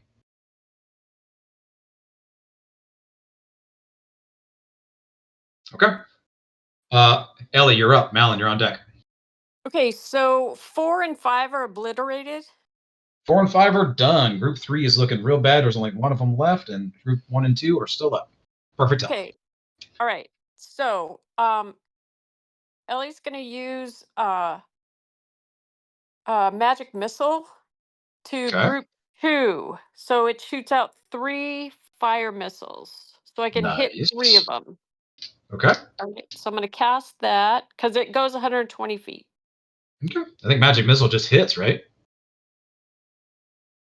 Yeah. Don't need to roll an attack or anything. I hit the cast and Okay. Yeah. Let's see here. Yeah, magic missile. I'm pretty sure just hits. It doesn't have Just a. hits. Yeah, I'm Yep. pretty sure it Okay. just Roll. hits. Just straight roll the damage. all right. Uh 5 5 damage on group 2. to each of them, right? Technically, they group their health counts as a group. So 5 damage, you immediately like hit this guy with all of these magic bolts. This is the first time you've used your spell. I'll give you a chance. Do you want to describe what magic missile looks like for Ellie? Oh yeah. Anything So special? yeah, she just magic missile is force damage, and so these 3 darts, she has them kind of up her sleeve, and she flings them forward like she's flinging cards, Okay. and they just fly forward and split into 3 and just hit these guys right Nice. in the head. I'd say all 3 of them kind of like as these like little like darts begin to fan out and they turn into these little magic cards that sail through the air. You hit one of these guys 3 times in the neck, and his head just kind of gets off, dead. Good. All right, that's your action. Any bonuses? Movement? Um, I think I, th- I think can I use a cantrip? No, you can't cast more than 2 spells right now. Oh, I thought cantrip was different. Okay, then I'm just gonna stay where I'm at. I mean, you have. I don't think you have any bonus action cantrips though. I don't. I don't. Oh, well, as a bonus action, I am going to imbue my hidden ace. Okay. Keep in mind, you also have your. I don't. Did you take Quicken spell? Nope. Okay, so never mind. All right. That's everything for you. You do your ace, and we're up. Malin, you're up. Drew, you're on deck. I am going to move over to the next group. I think group 1 is still up, right? Group 1 is at perfect health. Group 2 has 1 guy dead. Group 3 has 2 guys dead and 1 looking real rough. Okay, I'm going to group 1. Okay. I am going to use my whip blade, Mhm. which is a 25 to hit. Definitely hits. And then I'm also going to add on the psionic strike for the damage. Nice. 5 slashing Okay. and 7 force damage. Oof. You obliterate 2 of these guys, rashing out. With the thing that happened to me earlier, does that mean that I cannot use action surge? Because that's an ability, right? Yeah, I'll let you because I use don't your technically actions. I have don't think it didn't attack. specify. Yeah, it didn't specify because it specified you can either take 1 action. Is action surge an action or what is it? What does it do? Or you can just use it, right? Yeah, it just says I can take 1 additional action on my turn, but I can only do that once per short rest. Yep. I mean, it doesn't specify abilities, so I'm going to say yes. You can use your action surge if you want to do it right now. I'm gonna hit again. Okay, go for it. Same group. Yeah. Go for it. Ooh, 22. 22 definitely hits. I think your base damage will finish this guy off. Honestly, It is a 7. he's done. Group 1 is obliterated as Abby goes flailing in and just eviscerates all 3 of these cultists in one move, even with herself being slowed, moving through this trudging earth and just like everything, this magic is this malaise in her mind as she just goes trudging through, but still manages to rip these guys apart. All right, that's everything for you.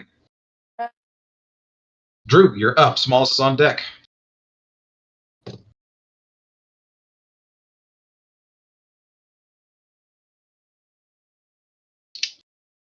Allie?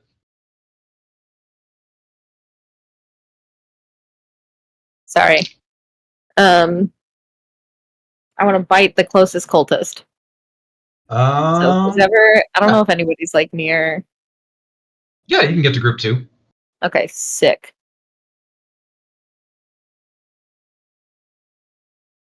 That's a 7 to hit. 7 unfortunately does not hit. Their AC is 12. Cool. Just snapping at the air. Snapping at the air, unfortunately. The slow effect sucks. All right. Smalls, you're up. Go ahead and make me another intelligence saving throw unless you want to try and move or attack.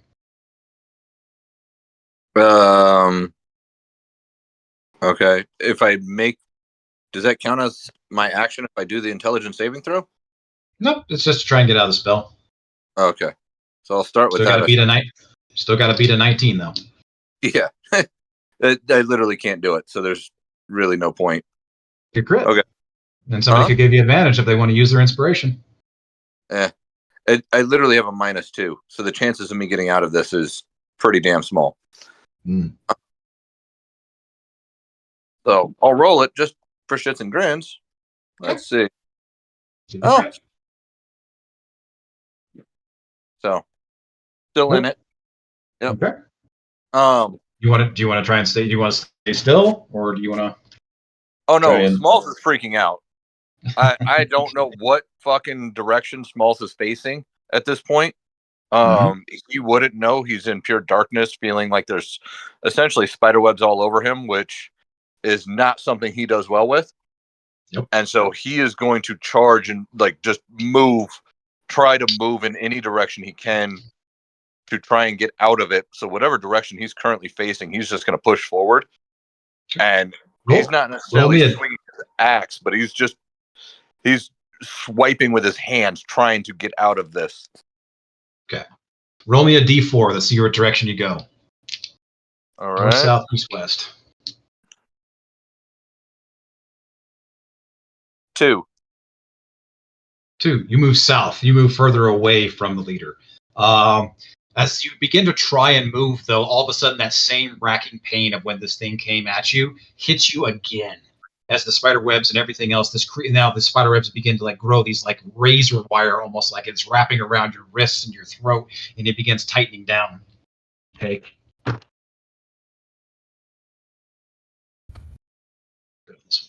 29 points of psychic damage. Okay. You move south 10 feet because you are slowed. Okay. Since you are slowed, that's it for you. Ingus is going to move forward again, and he's going to take another shot at cult number 2. Let's roll him up. Hang on a second. Come here.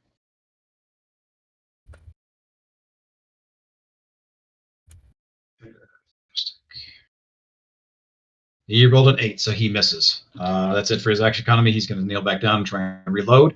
Morb, you're up. I am going to pop out, and I'm going to try to shoot the main guy again. Okay. A 24 to hit. 24? Yep.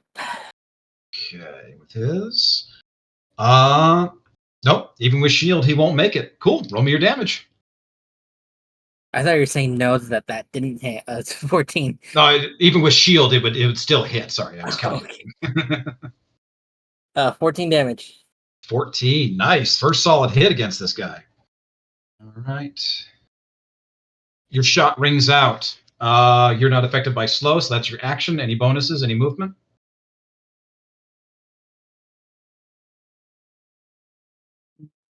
No. Okay, I need to roll for his. It's 14 plus. I need to roll for the concentration.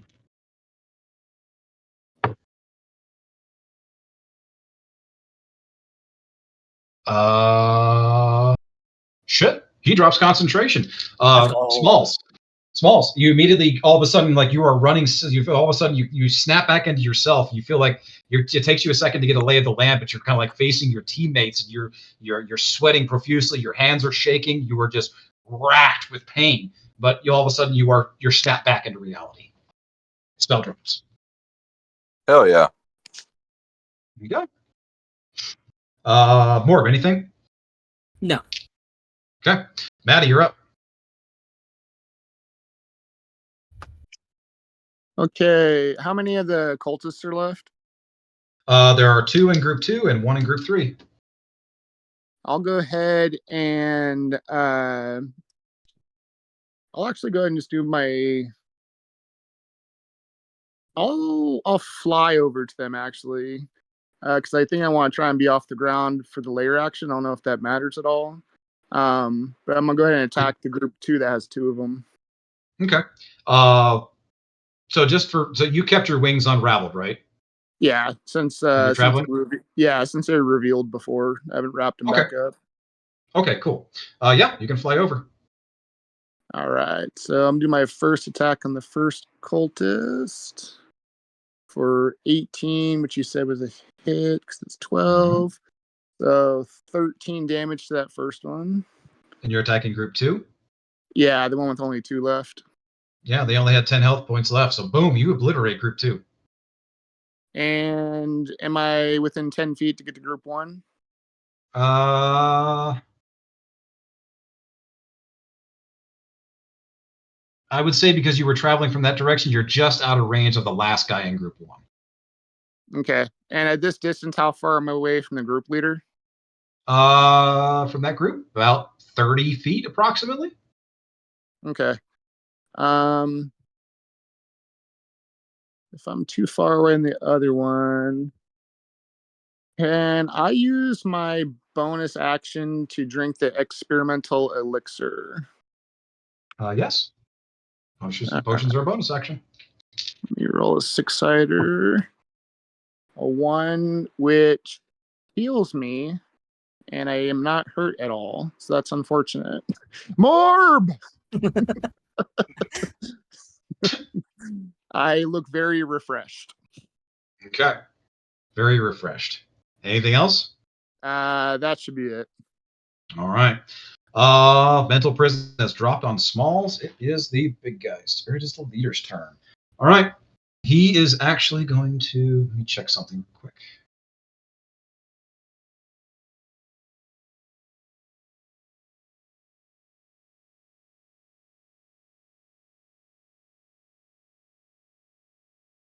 Yes. Can I use that? Distance it. Okay. Morb. Yes. I need you to make a Constitution saving throw. DC is 19. Is this a poison? It is not a poison.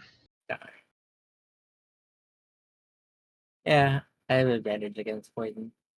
That is a 12. You are stricken with an incredible amount of pain. You have less than 100 hit points. You are completely crippled in this moment. As all of a sudden, something rings out through. If you had ears, they would be bursting at this moment. Your entire self feels to be boiling. Your son inside of you begins almost screaming as if he had a voice. And this echoes throughout your entire body, reverberating, and you're just bubbling and bubbling and bubbling. You are racked with a pain. You have disadvantage on all of your attack rolls, ability checks, and saving throws other than Constitution saving throws. If you try to cast a spell, you must first succeed on a Constitution saving throw, or the casting fails and the spell is wasted. You cannot move. Fun. You are behind a tree right now, but gotcha. Okay, that is his action.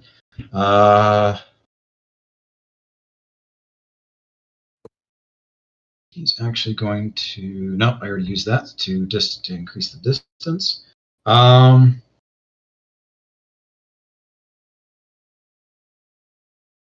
Yeah, I'm gonna move into the next phase. All right, this guy, he immediately he moves his hands up. This guy isn't saying anything. You're not really hearing anything from behind this mask. There are no shouts. There are no directions. All of these people on this field that you are against seem to be moving with a singular purpose. As And then all of a sudden, this guy at the front, he steps away from the altar, puts his hands out, cups his hands open, and begins to levitate off of the ground. And he raises his hands up as he gets higher and higher up into the air. And all of a sudden, all of the bodies around full of these slain cultists. And the last guy that is still standing, the one guy, I didn't move for the cultists yet, but the last guy is still standing. He begins to run over and he's going to stab Malin in the back. And all of a sudden, he stops. And his body begins quaking and shivering in the same thing that was happening to Smalls earlier. And he begins bleeding from all the orifices, from his eyes, from his nose, from his mouth, from his ears. It just begins pouring down of his face. And he lifts his head up and his mouth splits wide open. You can hear the cracking of his jaw. And out shoots a massive black inky tendril out of his body. It just splits him wide open. And from all of the bodies of these slain cultists, these giant tentacles erupt from the ground. And with that, all of them are going to get their moves. 1, 2, 5. What kind of creatures are these? Are they a category of creature? What are they? Possibly. Okay. In this, as soon as this opens, does anybody have who has proficiency in nature or arcana? I Or have even Arcana. or even religion, I'll accept. I have Arcana, but I can't move. Yeah, you're pretty fucked up right now. I got nature. I have Arcana and I got history. nature. Okay. Anybody with arcana, nature, or even religion, I'll accept. Go ahead, roll it for me. I got a 23. 23. Nice. I got a nat 20. I got a 3. Ooh. 3. Okay.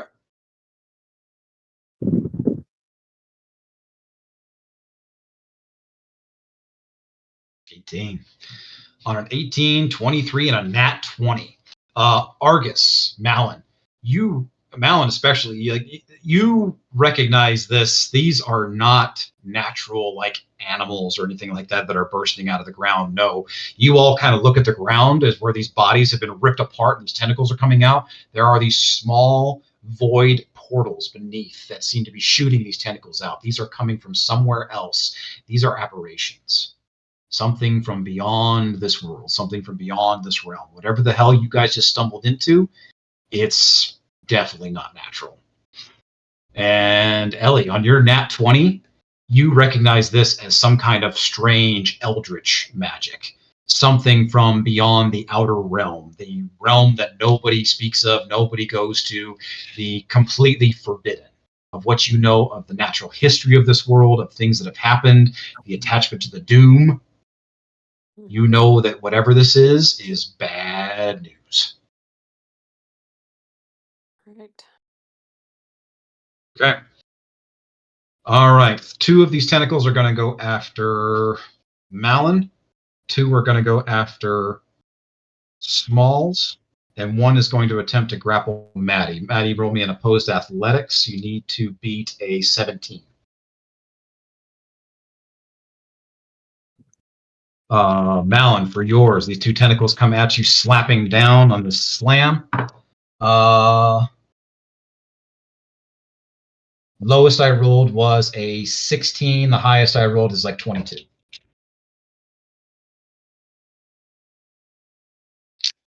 For my opposed, I can use acrobatics, right? That's how Yes. grappling. Okay, 22 then. Nice. You beat the grapple. It doesn't grab onto you. As this thing like attempts to wrap around and grab onto you, you slip out of it easily with your wings. You just kind of dart up into the air and then back. Malin, how many of those? Did I think only one hits you, Only right? 1 hits. Okay. You immediately take you take 9 points of bludgeoning damage and the same in cold damage. 18 points of damage. Smalls. I rolled a 4 and a 19 total. Yeah. I think the 19 hits you, right? Maybe. Okay. I rolled for the bludgeoning damage, I rolled a 7, and you take the same in cold. So 7 half to 3 bludgeoning damage, and then 7 points of cold. So 10 points of damage total. I've got resistance to cold though. Do you? Oh, that's right. You're a Goliath. Motherfucker. Yeah. Yes. Fuck yeah. So 6 points of damage total then. All right. On top of this, Smalls is in pain enough that I'm going to go ahead and use my last stone's endurance. Well, no, because that's the only thing I can use that against is the bludgeoning. Yeah. All right. Yes. So 6 points of damage. Yeah. Okay. Yeah. Oh god. All right. This hurts. And with that, okay, that's everything. That's the layer actions. You guys are still slowed. We're back up to the top. Monroe, you're up. Wait, we're still slowed? Oh yeah. I thought his concentration was broken. My Bluetooth is being sorry. That's a layer action. It's not a spell. Oh, okay. Sorry. It's kind of like what happened with the harpy, where the spikes would come out of the ground and get you guys. I'm just going to claim noob status still. It's been a year, but I'm still an idiot. It's all good. Fair enough.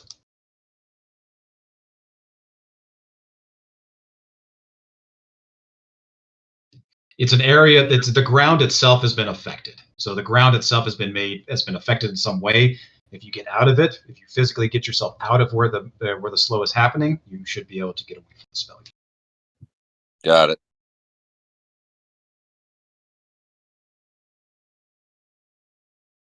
Well, you're up, Monroe. Or Bluetooth is acting up. Oh, okay. Sorry, I didn't know if it was still the layer action or anything. All right, so Good. With that nat 20, I am definitely going to use that knowledge, and just from where I am in the fog behind Drum, I'd be like, I know your rage has no bounds, and I know it's not fucking fair that you didn't ask for any of this. You think that I asked to go off and find random ass people just so I can prove that I am a champion? And do you not even notice that I'm not trying to kill your ass right now? I'm trying everything I can to calm you down. And here you are, raging against us, and we could certainly work together on trying to figure out how we can get this. I didn't ask to kill that guy, just like you didn't ask to be a leader. Can we not both use what we have? Where I would like to use what I'm forced to do to become a champion, whereas you can use your prowess to frickin', I don't know, do what you see fit because you're a leader now, and maybe bestow it upon someone else, or just take it by the balls, man.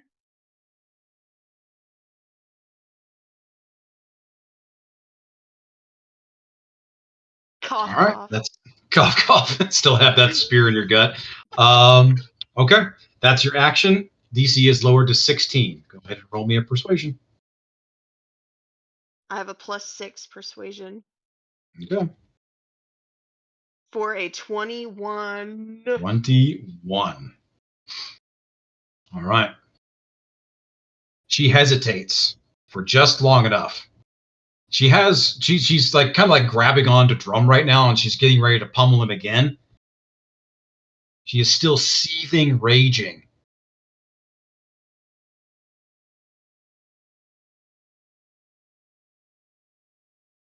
She just like screams out, "Drum, you may not have wanted it, but you fucking chose to." Oh, God. She just lashes out, and she's actually going to still punch Drum twice in the face. His face is punchable. Okay. Lowest I rolled was a 17. Meets it, beats it. You got both. Okay. She punches you twice in the face. That's a D6s.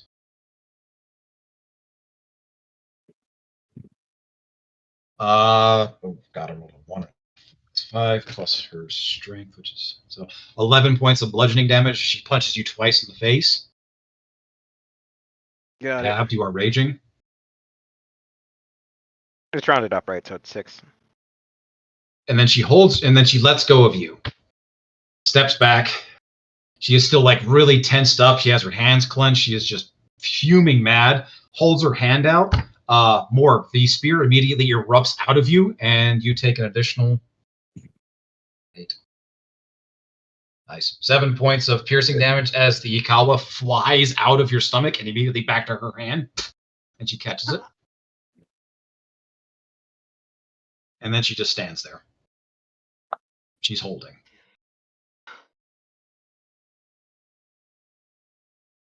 But she's not looking at either of you.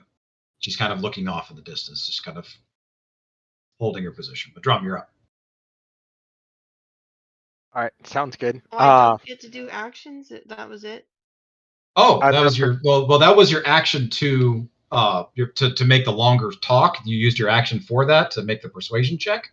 So you got that, but you have your bonus in your movement. Do you want to do anything?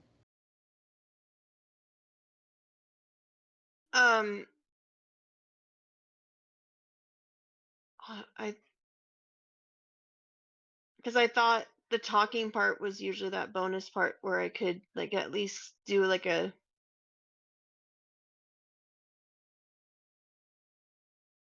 To use your action to talk to, you could either have like a quick like say something, or you could use your action to make a longer. oh, the like, quick say. Yeah, that's right. Yeah, no, that would be it. Okay, fine. Yep, we're good. Okay. Drum, Oh, what do you want thumbs to do? up to Drum. Go like, okay, I did it. Oh shit. I'm gonna look at Morn and it's like, you should probably heal up. At least you remain standing this time. In reference no one to can our see me still. I'm in fog, so I'm thumbs up, but I'm like, oh yeah, no one can see me. So are we all still in the fog? Let me step out of the fog.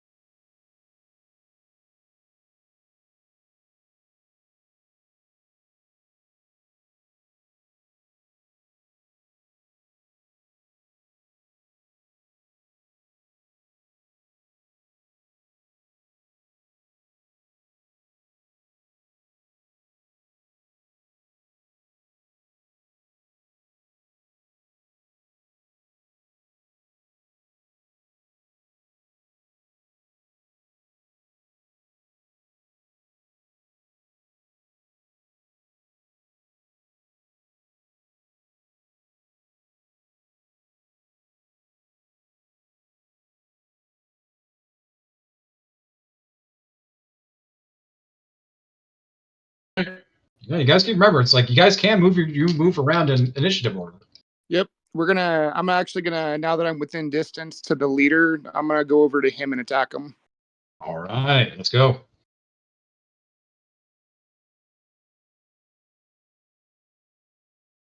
Assuming I can get the app to work. Okay. 16. 16, unfortunately, does not hit. I'm going to use another attack. Okay. For 12, which is another miss. And then flurry of blows, I guess, for another hit. Okay. 23. 23 hits, even with the shield. Oh, yep, even with the shield. All right, Constitution saving throw for stunning strike. Okay, what's the DC? 14. 14. Hang on a second, I'm gonna check his thing. By the way, more just for a point of pride, you beat his Constitution saving throw even with advantage. This is to maintain a spell. This is not to resist. Okay, so he just rolls this. So he just rolls this straight. 14, you said? Yeah. All right. He only rolled a 6. Well, that is great then. So he's stunned until the end of my next turn.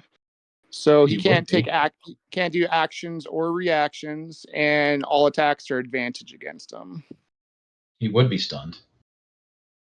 He's going to use a legendary resistance to resist that.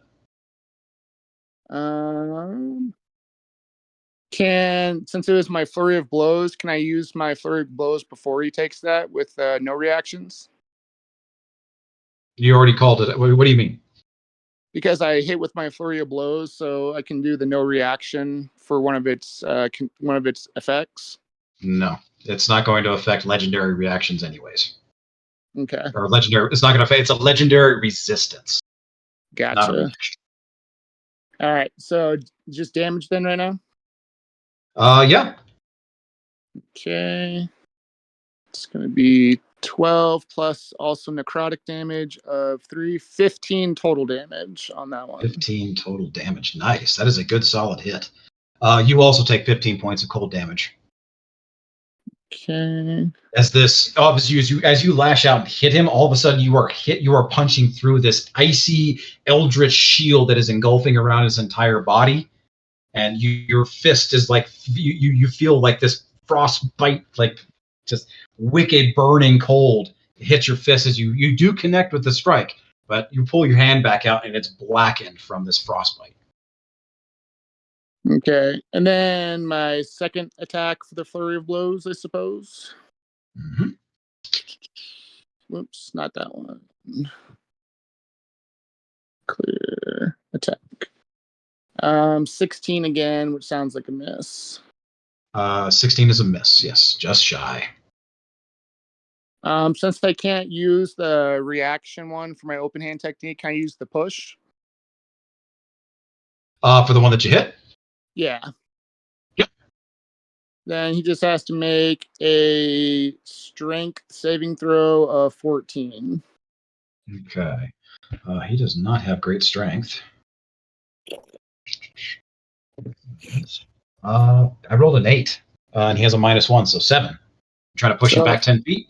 It's a 15, but I also have Crusher, so it's going to be 20 feet. And I'm actually going to hit him towards my group since they all are still like 30 feet away and slowed. So he's a lot closer to everybody. Okay. 20 feet. He was up in the air, so you're using your wings to get to him. 20 feet. He's still. Are you trying to like push him down towards the ground and then towards the group? Yeah, definitely. I'd say you get him like 10 feet towards the group because you're taking him out of the air as well. Okay, that'll work. He's still levitating, but he is down toward. He's not 10 feet off the ground anymore. Does he take 1d6 bludgeoning damage then for a fall or no? No, he's levitating. Okay. So you're just moving him. And let me use up all my key points, and that should be it. Okay. I'm gonna roll for the concentration on the power word. Yeah, he maintains that with advantage. Okay. So you went first. He is no longer levitating 10 feet up in the air. He is about 10 feet away from the altar now. Okay. You're good. Anything else? That's it. Okay. Argus, you're up. Ellie, you're on deck.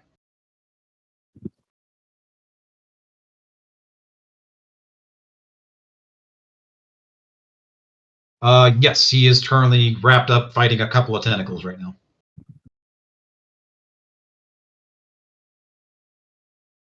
Yeah, I'd say you could get close to him.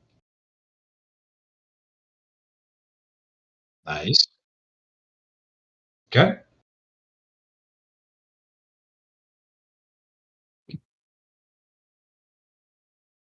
9 points. Nice. Smalls gets 9 hit points back.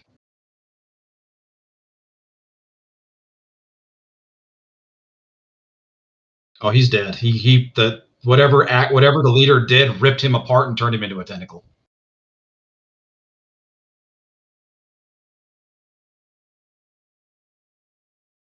Okay.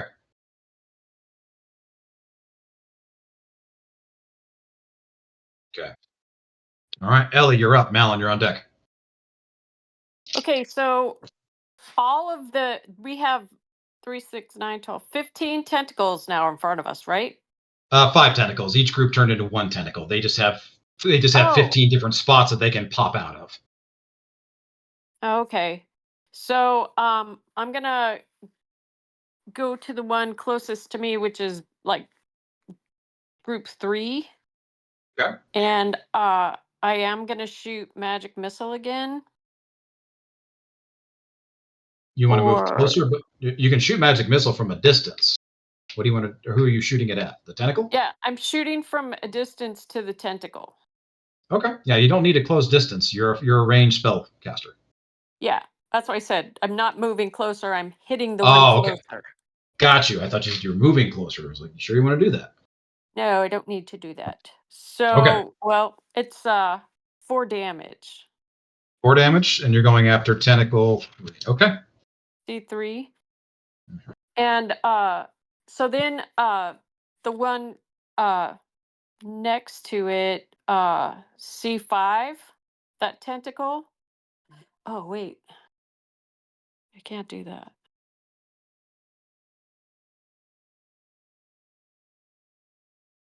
Oh, I was thinking, okay, wait a minute. That mixed up. So I am going to shoot firebolt. Can I do that? Which one do you want to do? Do you want firebolt or do you want to use magic missile? I'm going to do firebolt instead of magic missile. Okay, so you're attacking tentacle number 3. Firebolt. Yes. Roll me the attack. Yes. This one you have to roll to attack. A 22. 22 definitely hits.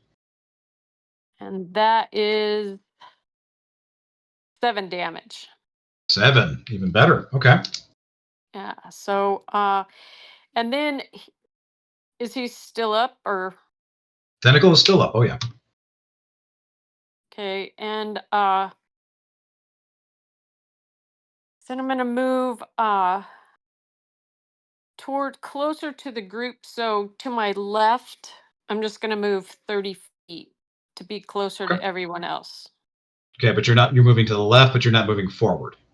Right, just to the left.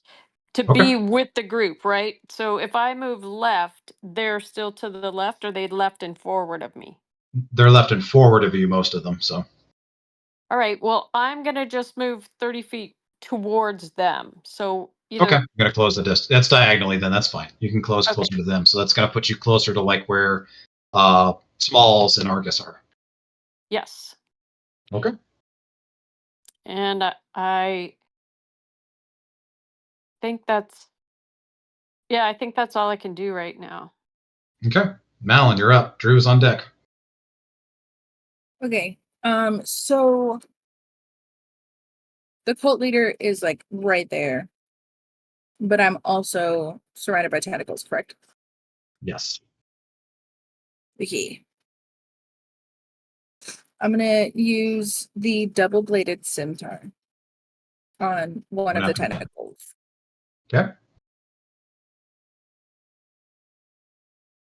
It is a 16. 16 hits. Yeah.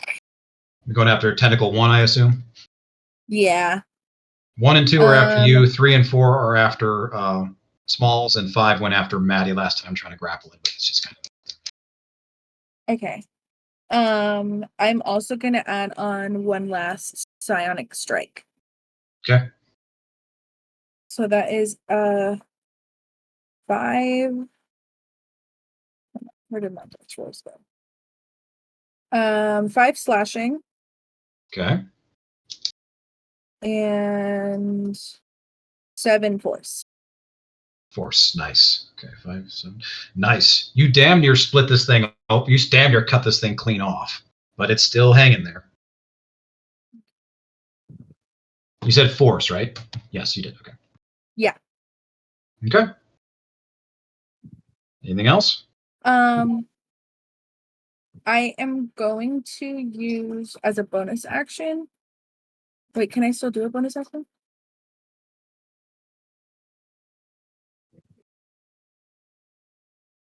Marshall?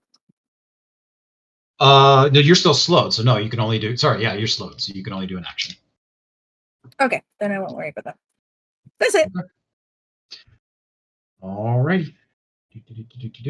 Okay, Drew, you're up. Okay. I think I want to revert back from my wild shape. So I don't think I want to bite one of these tentacles. Okay, I'm gonna revert back. Yep. It takes an action to revert back, doesn't it? Yep. So that's it. That's all I can do. Okay. So now Drew's just standing there. Alrighty. Okay. Smalls, you're up. Ingus, you're on deck.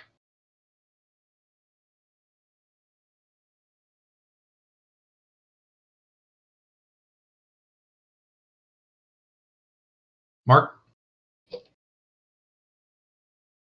Yeah, with you. Trying to brush my teeth. Sorry.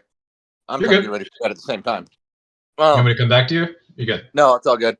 So Smalls has 2 tentacles wrapped around him and is still fighting that off, right? Yeah, you can. Yeah, you're engaged with 2 Yes, you're engaged with 2 tentacles. So I'll use my one ability, which is to attack right now and try to take out one of these tentacles. Bring it. So to hit, keeping in mind that he is raging, 16 to hit. 16 definitely hits. Okay. Jesus Christ. 7 points. Nice. I literally rolled a nat one. So I have inspiration. Yay. Well, 7 is actually all the 3rd tentacle had left. So you cut that thing off at the base. All right. And being that I'm slowed, I only had the 1 action. I can't attack a second time, and I don't have the bonus action, correct? Nope. Still got 10 feet, or you still have half your movement. So if you want to try moving forward, you're going to take an attack from one of the other tentacles, but you can try and move forward and get out of this slow. I'm moving towards the leader. Okay. You move 15 feet. You're not quite there yet, though. Okay. Oh, wait, you have 40 feet of movement now, don't you? Yeah, so I moved 20 feet. 20. Nice. Okay. You can do that again. Do you feel like you'll be out? Okay. All right.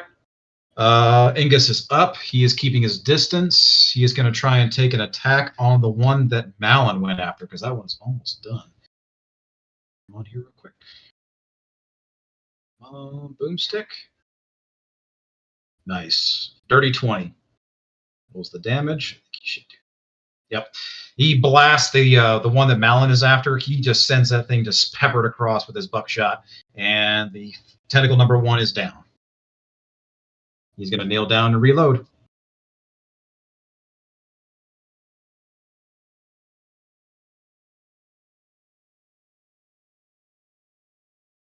Sorry, Morb, you're up. You're still under the effect of the spell? Roll me an Roll me. Wait a second. It's another Constitution saving throw. And DC is 19. Good news, I got inspiration. Oh. Bad news, it's natural 1. No. You are still very much so under the racking pain of the spell of whatever it's got. It's got you just pinned in place. Good news is you still have half cover. Yeah. All right. Maddie, you're up. We are rearranged, and I went first, so I actually don't have a turn yet. Oh, that's right. Okay. All right, time for some tentacle action. Look at Maddie being all honorable and When shit. did this become a I hentai? know. You could have taken a free turn. All right. Actually, Drew, seeing that you popped out of wild shape and you are no longer a wolf, you definitely caught the tentacle's attention. It's going to come after you.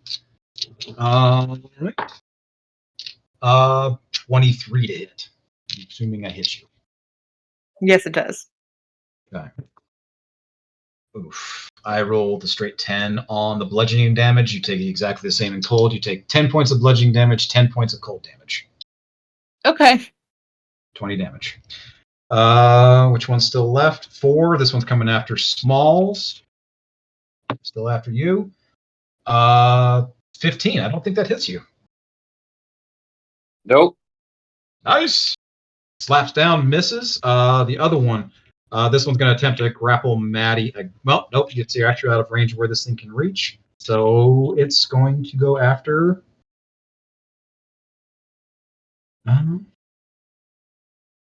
It's going to pop up, and it's actually going to continue to go after Drew.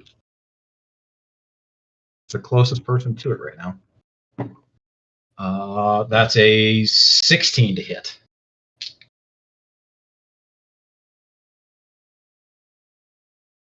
I believe that hits you, Drew? Yes, it does. Okay. I rolled 7 on the bludgeoning damage. You take 7 points of bludgeoning damage, the same in cold. 14 points of damage. Okay. Still good? Okay. All right. With that,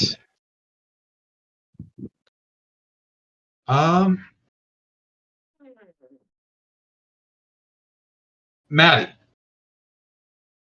roll me a perception check while you're over there and up in the air. Does a natural 1 do anything for you? No, I would say it doesn't. You are completely engulfed in trying to take out this leader and stop the crazy magic that he is spreading around. All of a sudden, you feel something grab your foot and yank you to the ground. This is forcing you down. It is. Go ahead and roll me. It is a grapple. Go ahead and roll me an athletics check. You need to beat a. I'm going to use his spellcasting modifier, so another 19. 24. 24. You beat it. You take 3 points of bludgeoning damage as something grabs you by the foot and slams you onto the ground. And as you look up, but you're not grappled, it lets go of you. And as you look up, the woman that you saw spread across the altar, that nobody was really checking out, has sprung up from the altar, was not bound, was not tied. And even on your natural 1 now that she's within range of you, she immediately looks at you, and you get the first real look at her since coming over here. She is monstrous. She's about 7.5 feet tall, huge, big, elongated fingers. She has this shoulder length, greasy black hair. Her skin is like this kind of almost pale, decaying white. Her eyes are bloodshot red and sunken back in. Her teeth are this kind of bloody, mangled red sharp points, and she has these strange tentacle-like apparatuses coming out of where she should be. And I'll drop an art. And she is going to let out this screeching, howling, animalistic yowl as she's going to jump at you. And she's going to attempt to grapple you one more time. I need you to make an opposed athletics, and I'm going to use his spellcasting modifier still. So 19 again.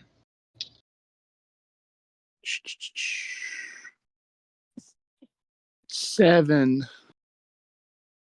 She grapples you and brings you to the ground, and he begins gnawing at your neck. Oh, and geez. she sinks down with these. She sinks down with these straight, these. Her teeth are not filed to a point or anything, but they look like they've been broken off, and they have this crazy jagged appearance to them. And she just begins biting into your neck, and you take 11 points of piercing damage as she bites down into you. and you are considered grappled. Ouch. Got it.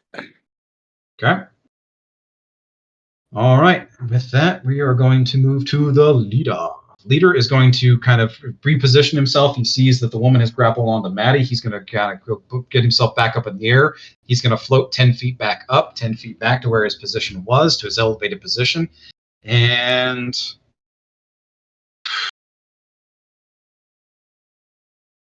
yeah, it's going to ring on some pain. I need Argus, Ellie, you move forward as well. Drew, Smalls, and Malin. Yeah, you're all going to be hit with this. Hang on a second. Yes, I need all of you to make dexterity saving throws. DC is 19. Is this? Yeah. This What's- is magic. Fuck. And this, it's a dexterity saving throw.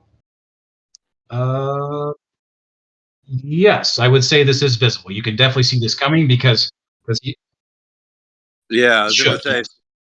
Yes, Smalls, you have advantage on this, but yes, he's kind of like charging something up in his hands as it grows and grows and grows. So yeah, you can definitely see this.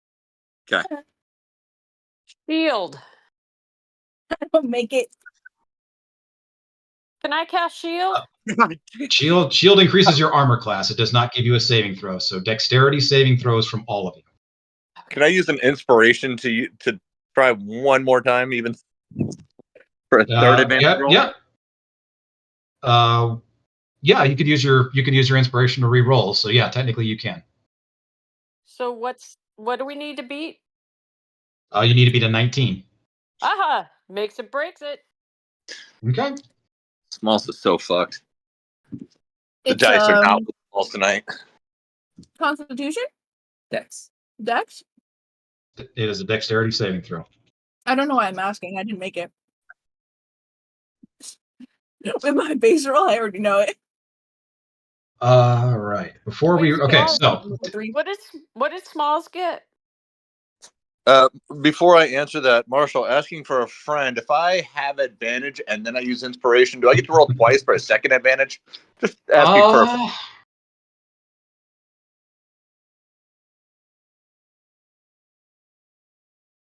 You know what? In this instance, I'm gonna say yes. Oh, sweet. I don't know if it's going to work, but, sure. In the future, I might have to rethink that. I'll think about the wording of it all because that could get a little bit crazy. But in this particular instance, sure. It didn't matter. I got fucked one way or the other. Okay. All right. I was asking for a friend. I was trying. I'm trying to keep Smalls alive to help everybody, but you are bound and determined to fucking kill him. So, did anybody get above a 19? No. That was the only one. Okay. Yeah, just Ellie. All right. He launches out this sphere of icy magic that immediately explodes in the center of everybody, taking out everybody that I mentioned, including his own tentacles. Ellie, Yes. have you used your reaction in this instance? No, I thought I could use. Oops. Where'd it go? You are playing a new character, so I'm going Yeah. to offer you a little bit of assistance in this instance for your team. Okay. You have counterspell. What? Oh, I do. Oh, counterspell. I'm sorry. Yeah, I was like trying to look for my reactions. Counterspell. Okay. Let's resolve this. Okay, Now, sorry. What Sorry, exact? guys. How exact? That's okay. You're going to counterspell? Yes. All right. What do I need to beat for your counterspell? I'm trying to find it. Okay. Like, It's a reaction. You're I within know I was 60 just feet there and I was looking at it. you moved forward to carrying up with your team. Otherwise, you would have been out of range on that. But you moved forward on your last turn. Okay, You attempted. so 1 reaction to take component duration. You attempt to interrupt. DC equals 10 plus the spell's level. So go ahead. What's it say up above? Says attack save. Should say like Constitution. I think it's your spellcasting modifier. So 15, I think. Yes. Okay. Plus the spell's level. So he's casting this at 3rd level. So hang on a second. This action reaction. If the spell was cast with a spell slot, the spell isn't expended. Okay. So I need to beat your 15, correct? Yes. Okay. Yes. I have plus. Right. Yeah. That's your spellcasting modifier. I'm going to roll this on the app. He gets a +2 to this roll.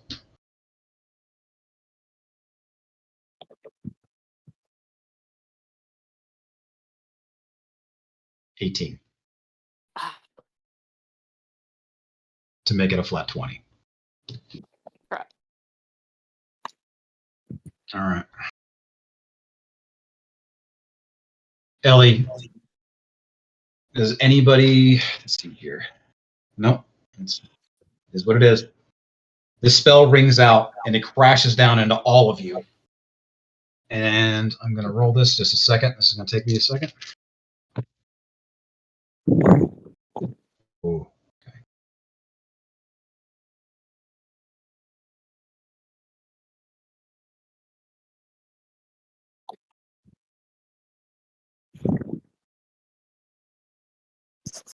And what is this?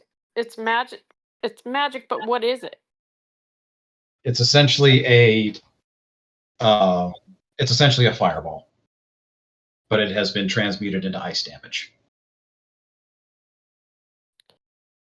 So Everybody. oh gosh, never mind. I beat it. 36 points of ice damage to everybody that didn't make the save.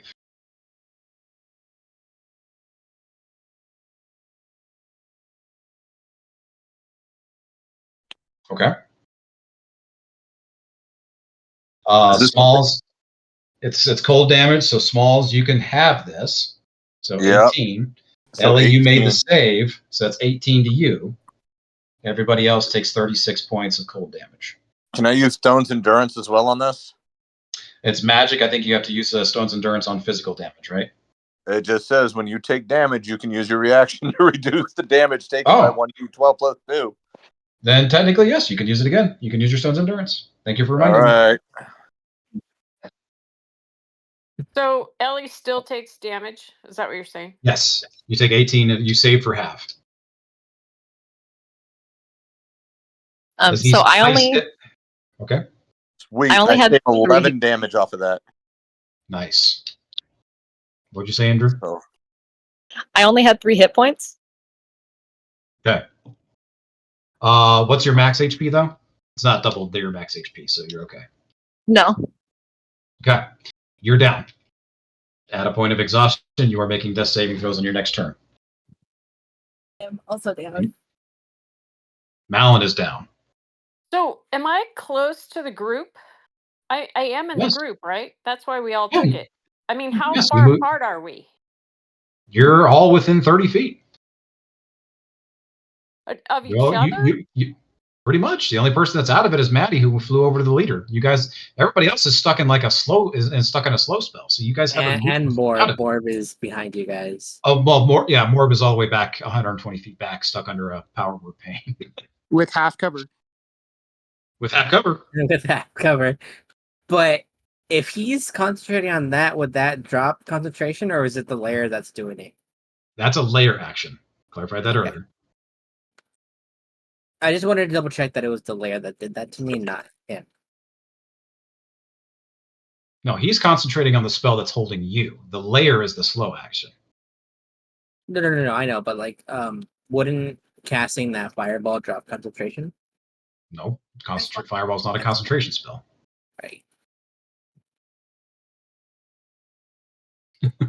damage happened, guys. So, all right, Ellie, your best efforts of trying to counterspell. You raise your magic out. You attempted to snuff it out as he comes back at it. You get the impression that this guy is casting at a level that is just beyond you right now. Your best efforts to try and save the group. Everybody saw it, but Malin is down. Drew is down. That is hit for him. For the layer action. All of the tentacles took half damage, but still that's enough to take them all out. So all of the tentacles are down. For the layer action, though, 5 more are going to pop up. Oh, shit. Oh.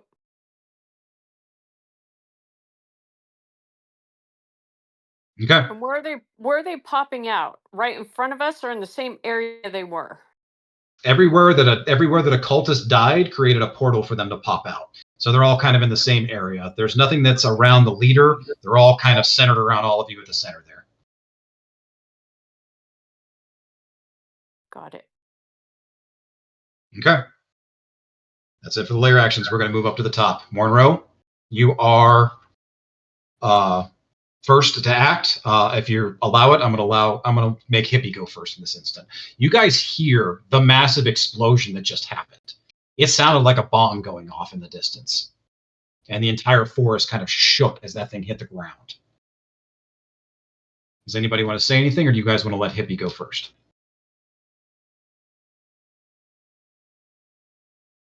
Let's let Hippie go first. Yeah. We'll all just look to Hippie and look up and go like, But we can't get there, so. yeah, there's nothing we can do here. And I could say, I was like, so there's nothing else? And it's like, what's going on then? Hippie immediately puts her hands on the ground and begins feeling around. You can see the wooden tendrils of her forest elementals and stuff that she has sink into the ground. She closes her eyes. She sits there for just a second. You feel as if she's listening, and all of a sudden her eyes shoot open. She says, "Fuck, everybody's in trouble." And she stands up and begins immediately going over to the tear where the portal was and begins working on it. Do you guys want to help her? What do you want to do? How can we help? Yeah. Okay. I'm going to allow you guys to make Arcana here. Monroe, I will allow you to expend a spell slot to decrease the DC, any number of spell slots that you want to decrease the DC by 2. It is currently at 20. And you guys are going to have to make a DC 20 Arcana check to help her out.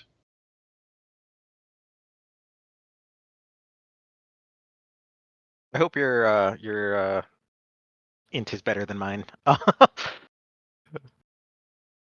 We each roll individually, though, right? Yes. Or you can use it to give one person advantage. I expended a spell slot. Okay, so what it's is your 18. Arcana? Sorry, what? What is your Arcana?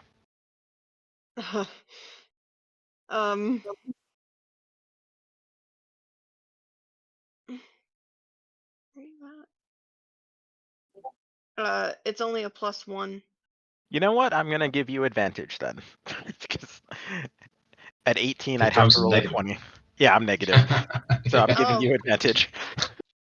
And Okay. you can use as many spell slots as you want to lower the DC. So how many spell slots do you have? If you want to use 1, you can. If you want to use more, you can lower it by 2 every time. I only have 3, and I can't give all of my spell slots. Okay. Because I'm sure I need some healing, because I only have 9 hit points left. So. Okay. So what do you want to do? But Roll the we have 18 this at with advantage? though, right? Yes, you do. 18 at advantage. Try and help her out. Should I do one more and have 1 spell slot left then, Drum? What do you think?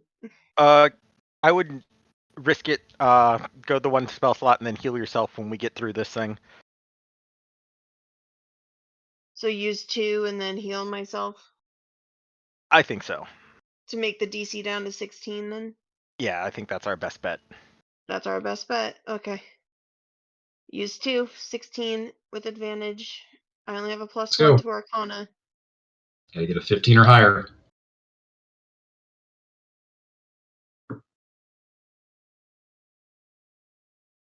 That one's a 13.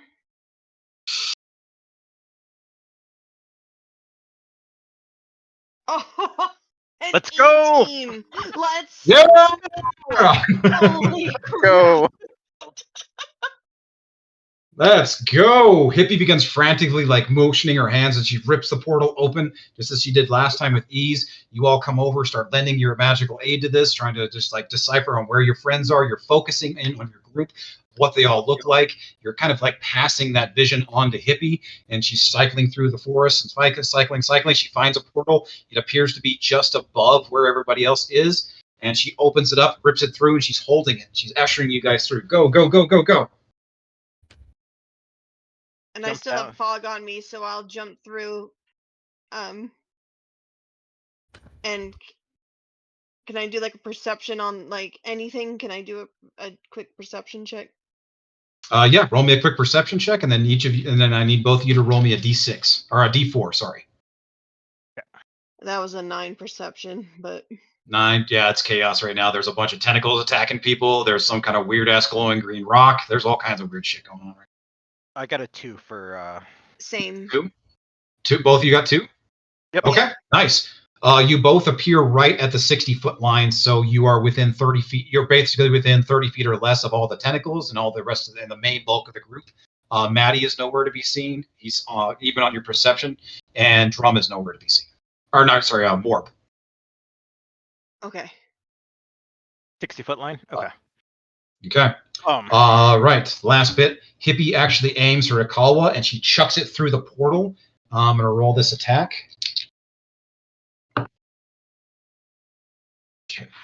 Yeah, she hits the leader, and she impales him with the Akawa for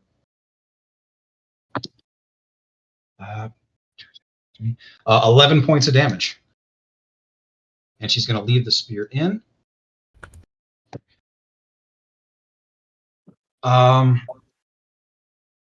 Monroe. Should we re-roll initiative or? No, you guys will just be at the top of the round. Okay. Top of the order. Monroe. I want you to roll me one more flat persuasion check.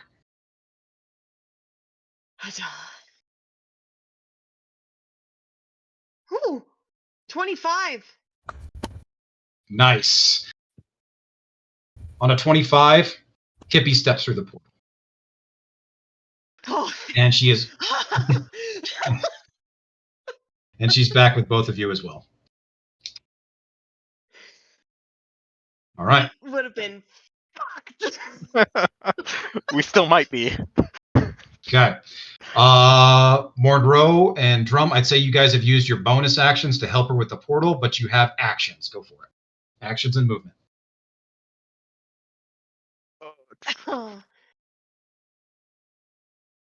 You go ahead and go first. I'm trying to find the map.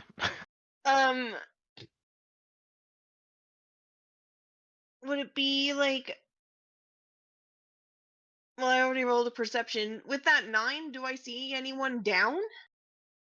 As the 9 as you come through, you're kind of coming through, like looking at it from down up, and then all of a sudden you step through the portal. You're on the flat plane. I would say that you see one person down. You can choose who that is.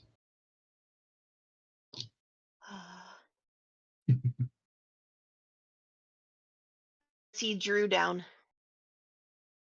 Got figured. And I'm gonna use. Oh god.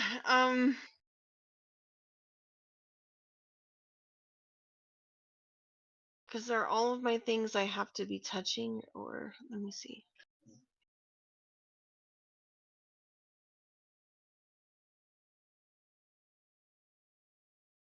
Yeah, that one's a touch. Drum, what are you doing? All right. So, can I roll a history check to see if I know what these tentacles are? Yes, you can actually roll history with advantage. Wait. Figured you might say that. I really should become proficient in history. Oh, not that one. 14. 14. You definitely recognize this as Eldritch magic. Cool. But on a 14, you don't like you know that this is like the reason why you learned that language. Perfect. That is what I thought. I'm actually going to dash, use my action to dash, and I'm going to head right for the cultist leader. You're gonna run straight forward. Gonna run straight forward. You hit the malaise and you are slowed. Gross. Okay. So I had 70 feet of movement. Okay, With half the to dash. 35. Yep. Yeah, you are just on the edge of getting out of it. Then you Okay. trudge through this thing. All of the tentacles pop back up. You're going to take a couple of opportunity attacks. Sounds good. Let's go for it. I've got a 2 on the first one.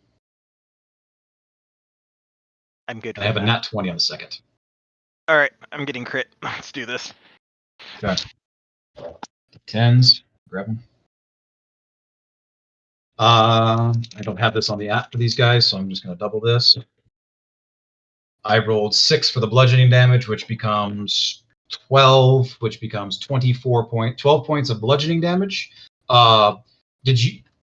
You're not raging anymore because you had to talk everything out, right? Because you didn't maintain it with attacking. Well, you took damage though. Yeah, no, she definitely hit me, and then yeah. I'd say you're maintaining your rage. So you take 12 points of bludgeoning damage, 6 points of bludgeoning damage, 12 points of cold damage. For 18. Ow. So yes, spells are just a flat double. Okay. Wait. Remember, guys, the new crit rules are: you roll it'll automatically double your dice in the app if you roll a crit. So you'll roll that, and then you'll just double it again. So crits are still very much so dangerous. Let me double check that because I think I should take more than that. You rolled a 12. The bludgeoning got halved by half. Yes. But shouldn't have the cold damage remained the same and doubled that? Cold remains 12. So I rolled the one. Only one of these hit you because the other one I rolled a 2. So it was 6 points of bludgeoning damage. Whatever you take in bludgeoning, you also take in cold. So it became 12, but then the cold isn't halved. So you take 6 bludgeoning, 12 cold. All right, so 18. 18 points of damage. Okay. Got it. That's your movement. That's everything I got. All right, Monroe, back to you.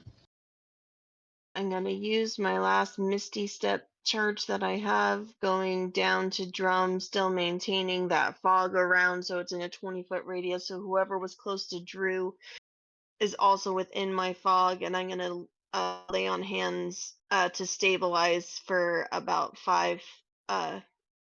For 5. Okay. So you're bonus actioning outside of the slow, but you're going to teleport into the slow. So I'll still allow you to use an action. Yes. Well, wait. Your bonus action are you lay on hands or are you using healing word? Sorry. Lay on hands pool that I have. Okay. I so have that's 15 HP. Nice. So that's an action. So yeah, you're good. Yeah. Drew, you pop back up with I can 15. Beautiful. Yeah. That's excellent. So you are in the slow. Yeah. 5 or 15. You want to use all 15. I only used 5. Oh, okay. No, I only used 5. Gotcha. Sorry about that. Okay, Drew, you pop back up with 5 and 1 point of exhaustion. All right.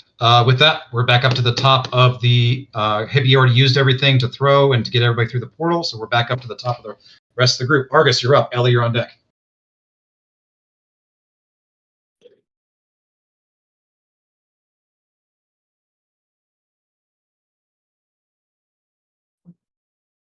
Malin went down. Smalls is slow. Mm-hmm. Do you have the movement? If you're inside the slow. Oh, true. Okay, you're good. Okay.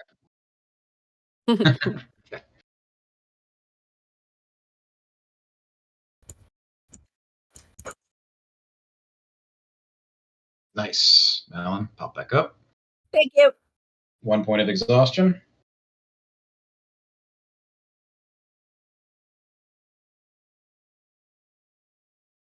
Anything else?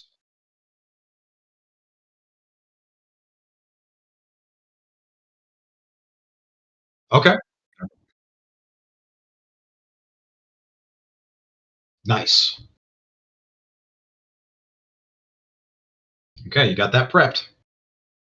All right. All right. Ellie, you're up. Malin, you're on deck. Okay, who's still down? Nobody is down. Everybody's back up now. Okay, everyone's back up. All right, so I'm going to dash backwards 30 feet, and I'm going to use my fireball to shoot at Firebolt. firebolt to hit the tentacle close to me. Okay. That would be the 5th tentacle. Go for it. Okay. That is a nat 20. Nice. Roll the damage on the app and then double whatever it rolls. Whoa, lots of die. Hey, it says it's 6. So double that? So 12? Yep. Okay. Because your firebolt right now is only a D10, right? Oh, 1D10. yeah. Okay, so 12. Okay. On the 5th one, that one, there's all still fresh. You damn near blow this thing out of the ground. On a 2D10, you only rolled a 6? Yeah, that's what it said. 4d10. Yeah, but 3 of them were ones. It was just a really bad roll. Oh, just a really bad was- roll. Okay. It was Yeah. really bad roll. Yeah. It 1, sucks. 1, 3. Oof. Damn. Yeah, that sucks. I see it here in the app. Yeah, that sucks. Okay. You damn near blow this thing out of the ground, but it's still just barely hanging on. Okay. That's your movement, your action. Any bonuses? So the leader is impaled and down, right? No, he's just impaled. Okay, Through the so spear, she's got him impaled. how far is that funky creature from me? From you right now, because you moved back 90 feet. Okay, You don't really have a clear. You don't have a clear line of sight on it though. What are you trying to do? I'm trying to use my hidden ace, which is a bonus action. So I Okay. can also use my meta magic to move it farther, so I can fling that card and hit that ghoul. Okay. And so can I do that? What are you casting with your hidden ace? What spell? Tasha's mind whip. Oh. So that's 90. It's 90 feet. But if I use my meta magic, she's within 90. She's within 90 feet of you now. so I technically don't have to use that. I can just No. throw my hidden ace and Yeah. pass that and hit her. Yep. Tasha's mind whip coming up. All right. Yeah. I don't think you have to. Is it a saving throw for that, or is it a roll to hit? Okay. It is psychic lash that lash out. No, I can read it. It's what is the intelligence saving throw. Saving throw. There you go. So I need to beat a 15 intelligence saving throw. Okay. There you go. She does not have great intelligence. So no, I rolled a 3. So nothing. All That's right. technically I think that's technically a 1. So she takes 14 damage. Nice. Okay. Digging in the And hole. now my card comes back to me and I slip it in my holster. Nice. Okay. That's it. Nice. Okay. Right. Nice. Ellie, it's done. Malin, you're up. Drew, you're on deck. Okay, now that I'm back up, do I still have the slope condition?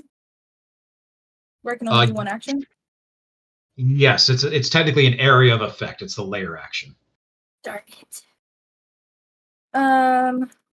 Okay, well then the only thing I'm gonna do is use my second wind, which is a bonus action to regain HP. Okay. You can also move, but you're under attack by 2 tentacles right now. Yeah, so they'd get an opportunity attack. Mm-hmm. Is my fog helping Malin right now? Malin is outside of it. I would say that it's helping. Smalls is moving forward. Drew is closer to Smalls. It's right now. It's affecting Argus, Smalls, and Drew, Okay. and you. Sorry, real Smalls quick. is What just is on the. affecting? What's affecting us? I missed that. You're The fog. you're in. Yeah. Oh, the fog. Got it. Okay. So everything that's attacking you in the fog, you cannot. You will. They also have disadvantage in attacking it. Remember, but anything attacking them within the fog has disadvantage. So they need to get out of it. Okay. That's it. All right. Anything? That's it for you, Malin. Drew, you're on deck. Or Drew's up. Smalls is on deck. Oh, really quick, really fast. Can I backtrack? So that Goonie thing, whatever she is, can't take a reaction until the end of its next turn. And Oh, on okay. its Good to know. next turn, it must choose whether it gets a move or action or a bonus action. It only gets one. Oh, good to know. Excellent. Okay. Sorry. Nope, that's good. Thank you for it's a good call out. Magic can get complicated, so you got to make sure we know what everything it's doing. Okay, Drew, you're up. Smalls is on deck. I'm just gonna cast Cure Wounds on myself. Okay. You staying put, or do you want to do anything else? No, I think I'll stay put. Okay. Drew, you okay? I'm gonna try and see if Drew will even acknowledge me. Yeah, I guess he'll nod at you. Okay, cool. You get a nod. Smalls, you're up. You're just on the edge of the slow. Just on the edge of the smoke, you said? The slow and the smoke. So it's like technically. Okay. Yeah. Okay. But Smalls was able to see the leader. Last I knew, he was moving towards the leader. He was still passing that direction, correct? If you keep moving forward, you will. So you are still slowed, but you're going to be just out of it. So you're going to have 20 feet of movement if you want to move forward. Right. So I'll move forward. I'll move forward. I'll get out of the smoke and I'll get out of the slow. Yes. I'm also going to enter reckless attack. Go with reckless attack. Okay. On top of it and attack this bastard. All right. So he is up in the air, so he's at. Okay. He's out of range of your axe because he's floating up in the air. But you can go. I think you have javelins, right? I do. Okay. So I'll attack with the javelin. I'm raging, so I get a +2 there, and I'm gonna go with reckless attack. So I've got at advantage. Okay. I've got a 22 to hit or a 22 to hit. Definitely hits.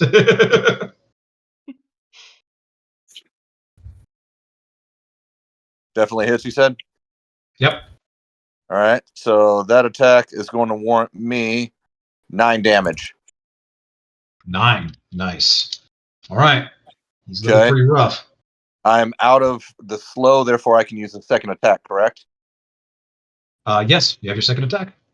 So can I throw another javelin at his ass? Yeah. So I'm going to do the same thing. I'm still under reckless. Would reckless continue on? Yes, reckless is something. Yeah, reckless just maintains. So. Okay. Oh, that's ugly. That's a 14. But that one right there is a 27. Okay. Nice. That definitely hits. All right. And that's going to be damage for 8. Okay. What are you going to say, Drum? What are you saying, Drum? Reckless only works on the first attack each turn. Oh, it only works on the first attack each turn? It only works on the first attack, yeah. Oh, I thought it just maintained. Yeah, I wish. I do as well. Okay. So the first attack would have been a 14 then. 14 to hit. 14 unfortunately does not hit. All right. So that did not hit then. I am still raging. Is he within 10 feet of me? No, he's up in the air. Okay. Well, if he's 10 feet in the air, I think it's for his lightning is what he's talking about. Yeah. Yeah, but you didn't close the distance fully, so technically he's about 20 feet. Gotcha. Okay. Didn't fully close the distance on where he is. Are there any tentacles around me that my lightning can strike? No, you're out of range of the tentacles because you moved out of the slow. Okay. Just doing what I can for the group since I'm on the verge of death. All good. All right. Ingus is up. He's going to take an attack on the tentacle 2 is down. Or tentacle 1 is down. He's going to go after the. Can he hit 5? Yeah, he can hit 5. He's going to go after the one that's badly damaged. Tentacle 5. His stick. Nat 20s. Wow. Yeah, baby. And it's the one that's severely damaged. So unfortunately, it's kind of a waste. But hey, let's see. 19 damage, double to 38. He completely just shreds this thing, sends like pickled calamari all over the damn place. So that one is tentacle. And he's going to kneel down and reload. Okay. That is Morb. You're up. Well, Morb, roll me intelligence saving throw. I Or thought it was Constitution saving con. throw. It's con. Yep. Natural 20. Let's You go. got a nat 20? Yeah. All right. On a nat 20, I will give you your bonus and movement back. Cool. How far am I away from Smalls? Smalls, 90, approximately 90 feet. Okay. A little less than Can I 90. move my full 30? Mm-hmm. So that I can get within 60, and I'm gonna use Healing Word on him. Go at for it. second level. Yes. It is 7 health. 7? Yeah, 7 health. Nice. Nice. I thought I heard 17. I was like, damn, that's a powerful ass healing word. No, it's just 2d4 plus 2. Nice. 7 health back to Smalls. Yep. All right. You are out of the power word pain. Yeah. Nice. Nice clutch nat 20. So you do have an inspiration if you didn't already have one. Hey. All right, Maddie, you're up. You are still grappled. I'm going to give you advantage on this thanks to the card attack done by Ellie to break out of the grapple. You need to beat the 19. Does it cost like an action or anything to do the opposed grapple to get out of it? I think you just have to beat it, right? As opposed grapple. No. You took off if it's an action economy. I'm going to say you use your reaction for this. Okay. Just to move things along. I'm not 100% sure in this instance, but I would say Gotcha. use your reaction to try and break out. All right. And you said it was advantage? Yes, thanks to Ellie. That creature's been taking some damage. It's lost its grip a little bit. 12. 12 does not break free. You are still considered grappled. You have your action and bonus, but you are at disadvantage if you try to attack or do stuff. How far away is the leader with all this going on from me? From you, he's about 10 feet up in the air and 20 feet away, about 30 feet, give or take.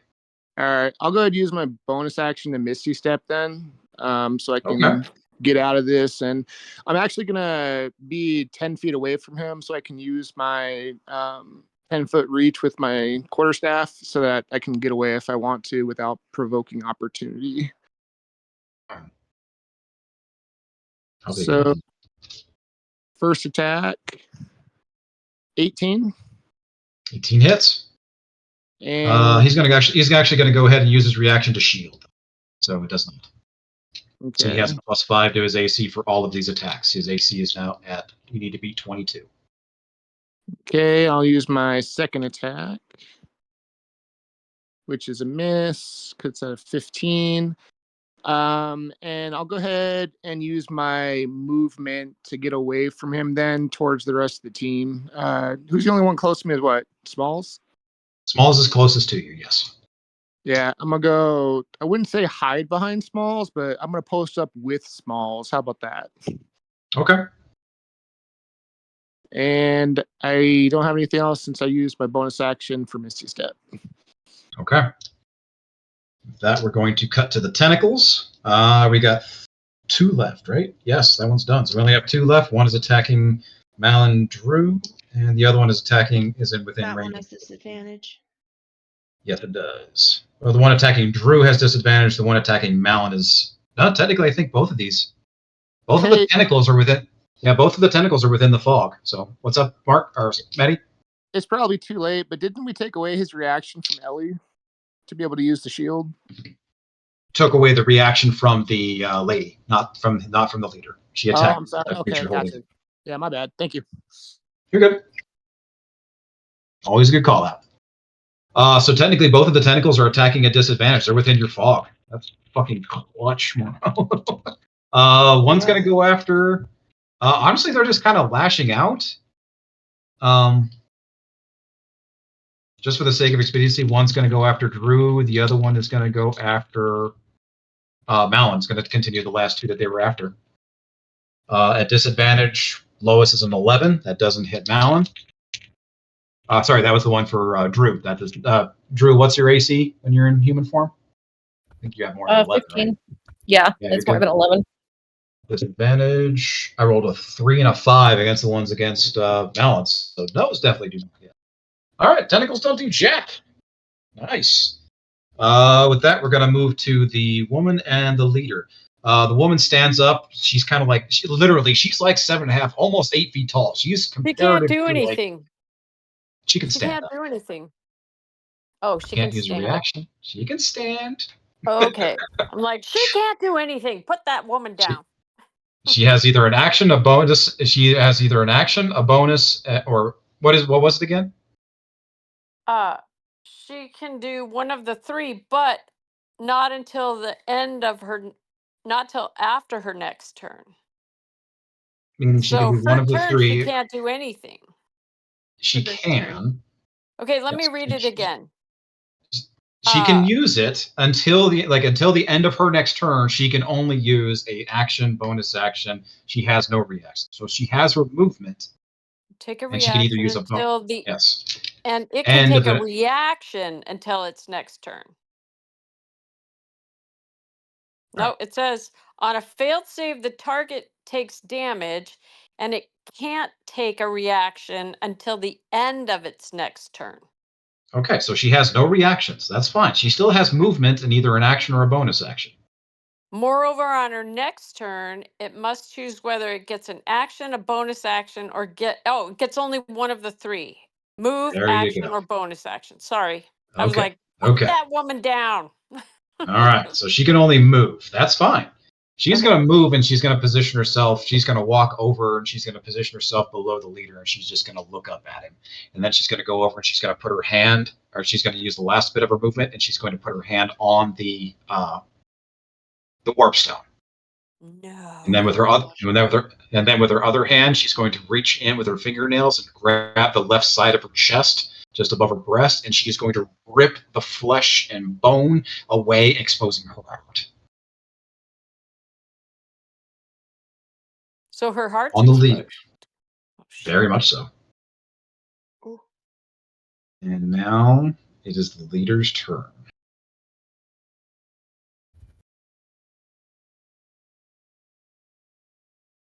Yep. Do this. Leader's going to float down, and he's going to position himself. He's going to turn his back to the rest of the group, and he's going to put one hand on the shoulder of the woman as he's still floating there, and he's going to pull that wicked black-looking dagger, except now you guys are a little bit closer. It's not a black dagger. It is a purplish, strange-looking shard that has strange glyphs and almost looks like there's this group of eyes moving through it, as if it's like has something liquidy, black, viscous, and just disgusting inside of it. And he's going to jam that into her heart. The warp stone is going to glow and react to the action that's taking place right here. And she is going to howl out in extreme, immense pain. But at the same time, as animalistic as it sounds as if she wants this. And he's going to use the rest of his movement to float about 30 feet up into the air, or another 10 feet back up into the air, and then he's going to move 20 feet back. And he's going to use the rest of what he's got to activate this magic. Just a second, I'm going to get my notes here. You all begin to see this woman as she begins to howl and the warp stone begins to glow next to her, and all of this like strange energy begins to flow out of the rock in its upper hands, it moves up her neck and connects with the shard that has been shoved into her heart, in this strange resonating beat of an energy as it kind of glows with the beat of her heart faster and faster. Thump, thump, thump, thump, thump, thump. All of a sudden, the bones that connect her wrists and her elbows and her shoulder and her left arm that's touching the warp stone begin to pop and crack and begin to rip apart. And you see the tendrils and this disgusting, the disgusting tendrils of the muscles and the tendons inside of her begins to elongate. And it begins to grow up into her neck, and you could hear the pop of her spine and the cracking of the neck bones. The jaw begins to dislocate and grow ever widen. Her balding head begins to elongate back. The tentacles that were inside of her head begin to sink down inside and begin to like work its way down through the neck as it begins to open up and separate and elongate. And you can see the tentacles beginning to grow inside of her.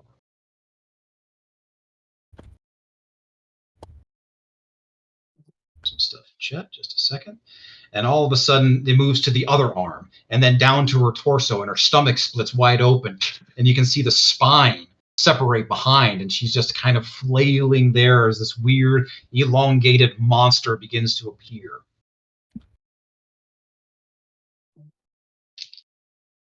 She now stands over 10 feet tall. Her arms are almost as long as her body.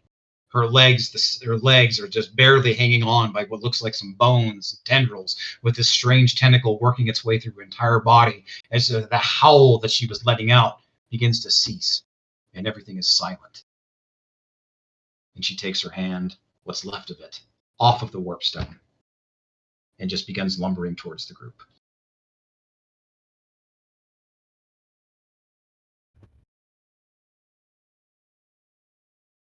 And with that, I'm going to give you all an option. We're at time. Smalls, I know you're probably getting pretty tired. Do you want to try and finish this? Or do we want to come back next weekend and pick up right here? I'm gonna say if y'all keep going, I'm out, man. I'm done at this point. You're good, man. You made it the whole way through. I appreciate you. I say we pick it up next week. Yeah, since we don't know how long it's gonna take. Yeah. Yeah, and we're back to back anyway, so. Exactly. That's true. Yeah. Yeah, do it without him. Yeah. I agree. All right. Let's pick this up next Sunday. We'll finish the fight, whichever direction it's going to go, and we'll go from there. I appreciate y'all. Thank you. Have a good Have night, a dude. good sleep. Oh yeah. Yeah, I don't sleep well with this dream in your head. Holy crap. Oh, this doesn't even fucking phase me. I That's was how gonna say fucked up my this is brain. nothing. Nothing for Mark. This ain't shit. I'm gonna sleep like a baby. Yay. Sweet. Thanks, guys. Bye. Bye. Bye. Bro. I'm out too, guys. Hey. Night. Have a good night, man. Later, bro. Bye. Later, Maddie.